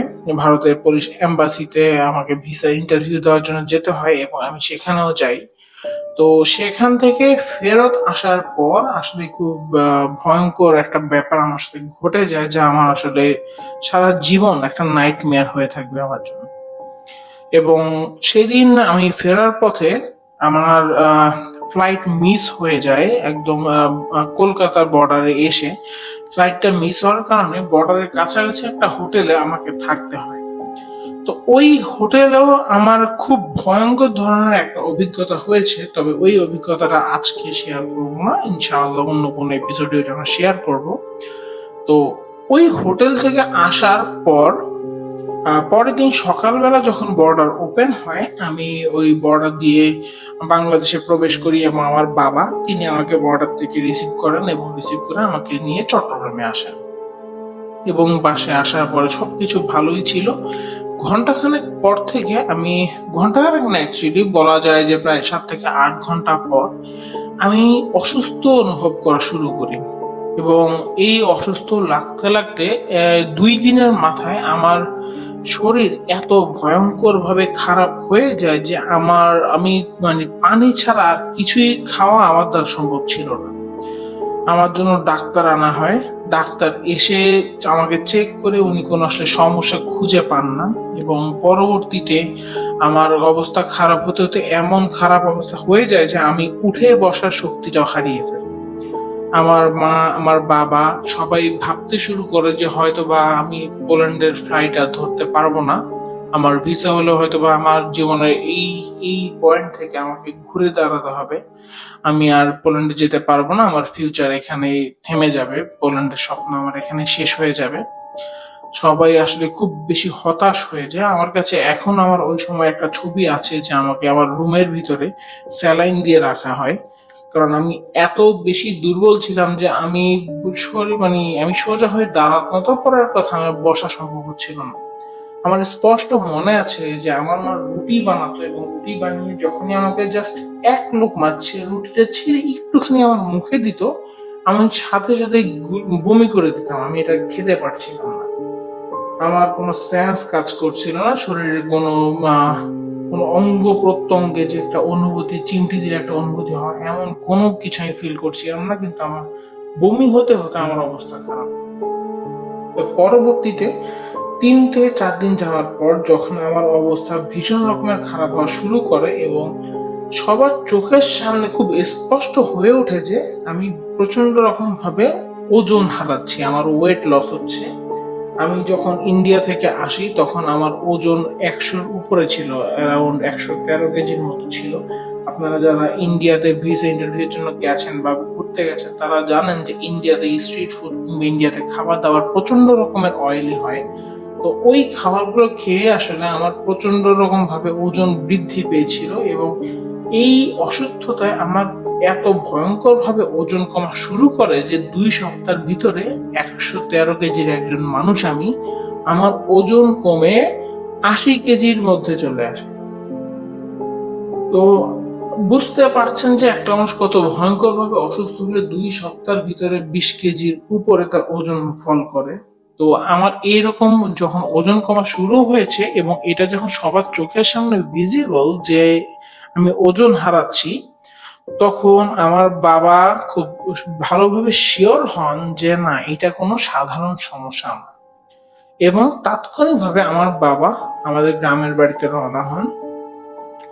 কপাল ভালো বলতে হবে, কারণ হচ্ছে আমার ফুফাতো ভাইয়ের উসিলায় ওই সময় আমাদের বাড়িতে একজন খুব ভালো একজন হুজুরের সাথে আমার ফুফাতো ভাইয়ের পরিচয় হয়, এবং ওই ফুফাতো ভাইয়ের উসিলাতে আমার বাবার সাথে ওনার পরিচয় হয়। তো বিভিন্ন রকমের তথ্যের জন্য বা সাহায্যের জন্য আমার বাবা মাঝে মধ্যে আসা যাওয়া করতো। তো আমার বাবার উসিলায় ওই হুজুর আমাদের ব্যাপারেও জানতেন। আমার বাবা ওনার কাছে গিয়ে যখন এই বিষয়গুলো বলেন, তখন হুজুর ওনার অনুভূত জিনদের দ্বারা উনি পরীক্ষা করেন, বা বলা যায় যে হাজিরা পরীক্ষা করেন। হাজিরা পরীক্ষা করে উনি যা জানতে পারেন তা হলো যে আমার ঘরে যে জিনটা ছিল সে হচ্ছে একজন আশিক জিন বলা যায়। সে আমাকে অনেক ভালোবাসে এবং সে আমাকে এতটাই ভালোবাসে যে সে চায়নি যে আমি কখনো এই বাসা ছেড়ে যাই কিংবা আমি এই দেশ ছেড়ে যাই, এই ব্যাপারে সে রাজি ছিল না। যার কারণে আসলে সে চেয়েছিল যে যেভাবেই হোক সে আমাকে এখানে রেখে দিবে, এমনকি যদি এমন হয় এটা আমার জানের বিনিময়ে হয় তাহলেও সে আমাকে এখানে রেখে দিবে, সে আমাকে যেতে দেবে না। এটাই ছিল আসলে তার নিয়ত বা তার ইচ্ছে, যে কারণে সে আমাকে ছাড়তে নারাজ ছিল এবং আমাকে অসুস্থ করে ফেলে এবং আমাকে মেরে হলেও আমাকে সে তার সাথে রেখে দেওয়ার সিদ্ধান্ত নেয়। কিন্তু আল্লাহর রহমতে আমাদের বাসায় সর্বদা কোরআন তেলাওয়াত হতো। আমার বাবা, যিনি 5 ওয়াক্ত নামাজ পড়েন আলহামদুলিল্লাহ, এবং সর্বদাই কোরআন তেলাওয়াত করেন। আমার মা, তিনিও 5 ওয়াক্ত নামাজ পড়েন। এবং সত্যি বলতে আমি আমার বাবা মা দুজনের তুলনায় এতটা ধার্মিক কখনো আসলে ছিলাম না, কিন্তু তারপরও আমি চেষ্টা করতাম ধর্মীয় মূল্যবোধ মেনে চলার জন্য। তো যেহেতু আমাদের ঘরে এই ধরনের ধর্মীয় আচার ব্যবহার সবসময় প্রচলিত ছিল, যার ফলে তার শক্তি আমাদের ঘরে কিছুটা দুর্বল ছিল, যে কারণে সে যতটুকু সম্ভব ছিল ততটুকু চেষ্টা করলো আমাকে সম্পূর্ণরূপে আমাদের ক্ষতি করতে পারেনি। হুজুরকে সবকিছু বলার পরে এবং হুজুর সবকিছু জানার পরে তিনি আমার বাবার কাছে একটা তাবিজ দেন এবং সাথে কিছু সুই পড়া দেন এবং আরো কিছু তদবির দেন, পড়া পানি দেন। এই জিনিসগুলো দিয়ে তিনি আমার বাবাকে বলেন যে এই তাবিজটা আমি যতদিন দেশ থাকবো ততদিন আমার সাথে এটা বেঁধে দিতে হবে, এবং সুইগুলোকে সবসময় আমার বালিশের নিচে রাখতে বলেন, যে যতদিন আমি দেশে থাকবো এই সুইগুলো সবসময় আমার বালিশের নিচে থাকতে হবে। আর পড়া পানিটা দেন হচ্ছে আমাকে খাওয়ানোর জন্য। তো আমার বাবা দ্বিতীয় দিন বাড়িতে, মানে প্রথম দিন বাড়িতে গিয়ে হুজুরের সাথে দেখা করেন এবং দ্বিতীয় দিন এই সব কিছু নিয়ে তিনি সাথে সাথে ফেরত আসেন। তো আব্বু বাসায় আসার পর তিনি আসলে মানে ফ্রেশ হওয়া বা জুতা খোলা এত কিছু না করে তিনি সরাসরি আমার কাছে আসেন এবং প্রথম কাজ যেটা করেন তিনি ওই পানিটা আমার মুখে দেন, এবং আল্লাহর অশেষ রহমতে ওই পানিটা আমার মুখে দেওয়ার সাথে সাথে আমার সম্পূর্ণ শরীর হালকা হয়ে যায়। আমার কাছে মনে হয় যেন আমার শরীরে অনুভূতির যে শক্তি সেটা ফেরত এসেছে। আমি অনুভব করতে পারছিলাম যে আমার আশেপাশে মানুষজন আছে এবং কি হচ্ছে না হচ্ছে আমি যেন সবকিছু সেন্স করতে পারছিলাম। তার ঘন্টাখানেক পরে আসলে আমি প্রথমবার, প্রায় 2 সপ্তাহ পরে প্রথমবার আমি একটু খাবার খেতে পারি, আমি খাবার খেতে সক্ষম হই। এবং এর পরবর্তীতে প্রায় 4 থেকে 5 দিন পর আমি উঠে দাঁড়ানোর মতো সামর্থ্য অর্জন করি এবং আমাকে ডাক্তারের কাছে নেওয়া হয়। এবং বরাবরের মতোই ডাক্তার এবারও আসলে শরীরে তেমন কিছু পায় না, তবে আমরা সবাই হ্যাপি ছিলাম যে অ্যাটলিস্ট আমি এখন উঠে দাঁড়াতে পারছি। এবং আমার ওজন যেই ফল করেছে এর ফলে আসলে আমাকে দেখতে একটু বেটার লাগছিল। স্বাভাবিকভাবেই 100 কেজির একটা মানুষ দেখতে এতটা ভালো লাগে না, তো ওই দিক থেকে আমি একটু হ্যাপি ছিলাম। তো পরবর্তীতে আমাকে অনেক ট্রিটমেন্ট দেওয়া হয়, আর ওই ট্রিটমেন্ট গুলো করতে করতে আসলে আমার ফ্লাইটের সময়টাও হয়ে যায়। তো ফ্লাইটের সময় হলো আমি আসলে ফ্লাইটের আগে বাড়িতে যাই এবং হুজুরের সাথে সরাসরি দেখা করি। হুজুর তখন আরেকবার আমার হাজিরা চেক করেন এবং আমার পায়ের উপরে তিনি একটা ছড়ি বা একটা কাঠি দিয়ে একটা ক্রস আঁকেন। এভাবে ক্রস এঁকে এঁকে উনি কিছু একটা পরীক্ষা করেন এবং উনি নিশ্চিত হন যে আমার উপরে আর কোনো আসর নেই। পরবর্তীতে তিনি আমাকে যখন এই মানে ফ্রি বা কি বলবো সুস্থতার সার্টিফিকেট দেন যে হ্যাঁ এখন আমি তাহলে ট্রাভেল করতে পারি, এরপরে আসলে আমি ট্রাভেলিং এর সিদ্ধান্ত নিই এবং আমি পোল্যান্ডের ফ্লাইটটা ধরি। তো যেদিন আমি পোল্যান্ডের ফ্লাইট ধরি সেই দিন আমি আসলে অনেক অসুস্থ ছিলাম, আমি প্রচন্ড রকমের দুর্বল ছিলাম। এবং পরবর্তীতে ঠিকই আমি যখন পোল্যান্ডে ল্যান্ড করি তার 2 থেকে 3 দিন পরে আমি সম্পূর্ণরূপে সুস্থ হয়ে যাই এবং এখন পর্যন্ত আলহামদুলিল্লাহ আমার আসলে কোনো শারীরিক সমস্যা আর হয়নি। প্রিয় লিসেনার্স, এইটা ছিল হচ্ছে আমাদের ওই ভুতুরে বাড়ির ঘটনা। তো ওই বাড়িতে আসলে কেন এই ধরনের বিষয়গুলো হতো বা এই অস্তিত্বটার ওখানে কেন বসবাস, এই সম্পর্কে আসলে এক্সাক্ট কোনো ইনফরমেশন আমরা জানতে না পারলেও পরবর্তীতে আমরা আমাদের আসলে বাড়িওয়ালা যে আঙ্কেল এবং আন্টি ওনার সাথে কথা বলেছিলাম এই ইস্যুগুলো নিয়ে, এবং ওনারা তো যেহেতু নিজের চোখে দেখেছে আমার অবস্থা, তো পরবর্তীতে আমরা জানতে পারি যে 1971 সালে এই জায়গাটায় তখন এই জায়গাটা সম্পূর্ণরূপে জঙ্গলে পরিপূর্ণ ছিল এবং ওই সময় পাকিস্তানি হানাদার বাহিনী তারা নাকি এই জায়গাটাকে গণকবরের মতো ব্যবহার করত। তারা বাঙালিদেরকে ধরে এনে এনে এই জায়গাতে হত্যা করত। তো হতে পারে যে ওই রকমই কোনো একজন মানুষ হয়তো বা কোনো নতুন বধূকে তারা ধরে এনে এখানে হত্যা করেছিল, বা যার অতৃপ্ত আত্মা অথবা যার বা আমরা যেটা জানি যে মুসলমান হিসেবে আমরা বিশ্বাস করি যে প্রত্যেকটা মানুষের একটা জিন থাকে, হতে পারে যে তার সেই জিনটাই এখন এখানে বিচরণ করছে। তো আর অন্য কোনো কারণ হতে পারে, কিন্তু ডাক্তার যেহেতু কোনো সমস্যা খুঁজে পায়নি সেহেতু আমরা খুব নিশ্চিত করেই বলতে পারি যে এই পুরো বিষয়টাই আসলে একটা প্যারানর্মাল ব্যাপারই ছিল। এবং এখান থেকে আমাদের আসলে শিক্ষণীয় ব্যাপার হচ্ছে যে কখনো যদি কোনো প্যারানর্মাল কোনো কিছু অস্তিত্ব আপনার ঘরে আপনি অনুভব করে থাকেন বা নিশ্চিত হতে পারেন, তাহলে এমন কোনো আচরণ করবেন না যাতে করে তারা ডিস্টার্বড হয় এবং তারা আপনার উপর নারাজ হয়। চেষ্টা করবেন তাদের সাথে এভাবে সুন্দর করে কথা বলতে। আপনারা বিশ্বাস করুন কিংবা না করুন, জিন ভূত বা এই ধরনের তৃতীয় শক্তি বা তৃতীয় পক্ষটার অস্তিত্ব কিন্তু মানুষেরও জন্মের অনেক আগে থেকে, বলতে পারেন পৃথিবীর শুরু থেকেই তাদের অস্তিত্ব আছে এবং তারা সংখ্যায় মানুষদের তুলনায় অনেক অনেক বেশি, কারণ তারা আয়ু বেশি পায়, তারা মানুষদের থেকে বেঁচে থাকে বেশি সময় এবং তাদের জাতিটাও আসলে অনেক বড়, যে কারণে তারা মোটামুটি এত পুরনো সময় থেকে থাকতে থাকতে তারা সকল ধরনের ভাষায় আসলে বুঝে জানে, কথা বলতে পারে। তাই আপনার যদি কখনো মনে হয় যে আপনার ঘরে এমন কোনো কিছু অস্তিত্ব আছে, তাহলে চেষ্টা করবেন তার সাথে কমিউনিকেট করার জন্য। তাকে এভাবে সালাম দিয়ে কথা বলবেন। সালাম দিবেন শুধুমাত্র আপনার ঘরে অস্তিত্ব থাকলে তা না, কখনো যদি আপনার মনে হয় যে আপনি রাস্তায় বা কোথাও এরকম কোন শক্তির সম্মুখীন হয়েছেন, সালাম দিয়ে ভদ্রতার সাথে সুন্দর করে কথা বলবেন। কারণ এই শক্তিটা বা এই জিন জাতি ওরা কিন্তু বাজে ব্যবহার সহ্য করে না। ওদের রাগের ক্ষমতা বা ওদের যে রাগ সহ্য করার ক্ষমতা ওইটা কিন্তু অনেক কম, মানুষের তুলনায় অনেক কম। ওরা লজিকে বিশ্বাস করে না, ওরা কারণে বিশ্বাস করে না, ওরা রেগে যায়।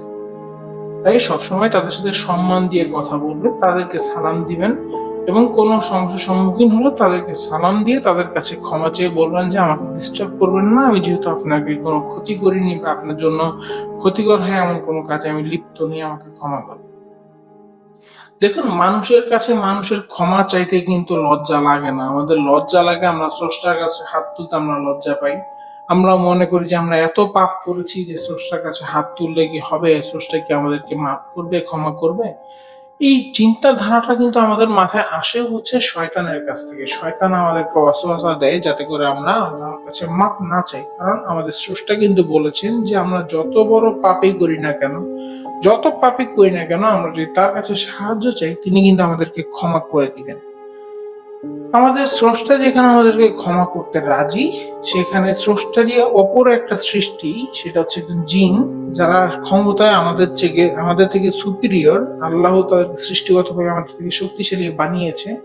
তো তাদের সাথে সম্পর্ক রক্ষা করতে বা নিজের হেফাজতের জন্য তাদের কাছে সরি বলতে পারার ভিতরে আমার মনে হয় না আসলে ছোট হওয়ার কিছু আছে। আর সব সময় আপনারা চেষ্টা করবেন আয়াতুল কুরসি পরে বুকে ফু দিয়ে চলতে, ঘর থেকে বের হওয়ার সময় বা আয়াতুল কুরসি পরে বের হতে, ঘরে পা দেওয়ার সময় বিসমিল্লাহ বলে পা দিবেন, টয়লেটে প্রবেশের সময় দোয়া করে ঢুকবেন এবং বের হওয়ার সময় দোয়া করবেন, এবং ছোটখাটো যা যা আমল আছে সেগুলো করবেন। ঘরে সবসময় চেষ্টা করবেন যে ধর্মীয় চর্চা রাখতে, এবং আপনাদের মা বোন সবাইকে বলবেন যে ধর্মীয় বিধানগুলো মেনে চলার জন্য। কারণ আমরা ভবিষ্যতে আরো অনেক ঘটনা বা আসবে আমাদের, তখন আপনারা অনেক কিছু জানবেন, এবং আপনারা যারা ভূত বা এই ধরনের ঘটনাগুলো শোনেন, জানেন, আগ্রহী, আপনারা জানেন যে জিন ভূত আসলে কোন কোন সময়গুলোতে তারা আসলে মানুষকে অ্যাট্রাক্ট করে বা মানুষের উপরে ঝাঁপিয়ে পড়ে আক্রমণ করে। তাই চেষ্টা করবেন ওই ধরনের সমস্যাগুলো থেকে দূরে থাকার জন্য। এবং যদি আপনার কাছে মনে হয় যে না, আপনার ঘরে আসলে সমস্যা হচ্ছে এবং আপনি কমিউনিকেট করতে পারছেন না, আপনার সাহায্য লাগবে, তাহলে আপনারা ইউটিউবে অনেক রুকাইয়া পাবেন। রুকাইয়া প্লে করে রাখবেন, ইনশাআল্লাহ আপনার সমস্যার সমাধান হয়ে যাবে। যদি নিজে পারেন, নিজে পড়ে করতে পারেন তাহলে বেস্ট। কিন্তু যদি নিজে পড়তে না পারেন বা আপনার সময় না হয়, তাহলে ঘরে ছোট করে সাউন্ড দিয়ে আপনি রুকাইয়া চালিয়ে রাখতে পারেন। এটা অনেক ভালো কাজ করে। তো এই ছিল হচ্ছে আমাদের আজকের এপিসোড, এবং আমার পার্সোনালি অভিজ্ঞতা হওয়া একটা ঘটনা। আমার এমন আরো অনেক অভিজ্ঞতা আছে, এবং আমার যে ছোট চাচার কথা বললাম ওই চাচারও প্রচুর অভিজ্ঞতা আছে। আস্তে আস্তে আপনাদের সামনে সেই ঘটনাগুলো নিয়ে আমি হাজির হব। তো আপনাদের যদি এমন কোনো ঘটনা থেকে থাকে যা আপনি শেয়ার করতে চান, তাহলে আমাদের যে ইমেইল অ্যাড্রেস, সেখানে আপনার ঘটনা রেকর্ড করে, ভিডিও রেকর্ড করে অথবা লিখে পাঠাতে পারেন। এবং আপনি যদি আমাদেরকে হোয়াটসঅ্যাপেও ভিডিও বা রেকর্ড করে বা লিখে আপনার ঘটনা পাঠাতে পারেন। এই দুটো ইনফরমেশনই আপনি পেয়ে যাবেন আমাদের যেই পেজের থাম্বনেইল সেখানে, এবং ভিডিও ডেসক্রিপশনে থাকবে, এবং আমাদের পেজের যেই কভার ফটো সেখানে আপনি ইনফরমেশন গুলো পেয়ে যাবেন। আজকে বিদায় নেওয়ার আগে আরেকবার বলে যেতে চাই যে আমাদের এই পেজটা আপনাদের ভালোবাসার জন্য অপেক্ষা করছে। আপনাদের লাইক, ফলো, শেয়ার এবং সাবস্ক্রাইব আমাদেরকে অনেক দূরে এগিয়ে চলতে সাহায্য করবে।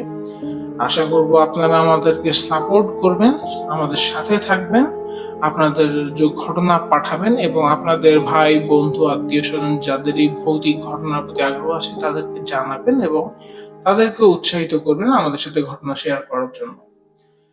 আজকের ঘটনা থেকে তাহলে আমি ফাইরোজ বিদায় নিচ্ছি। পরবর্তীতে নতুন কোনো ঘটনা নিয়ে দেখা হবে আগামী এপিসোডে। সেই পর্যন্ত ভালো থাকবেন, সুস্থ থাকবেন, আমার জন্য দোয়া করবেন, সাবধানে থাকবেন। আসসালামু আলাইকুম।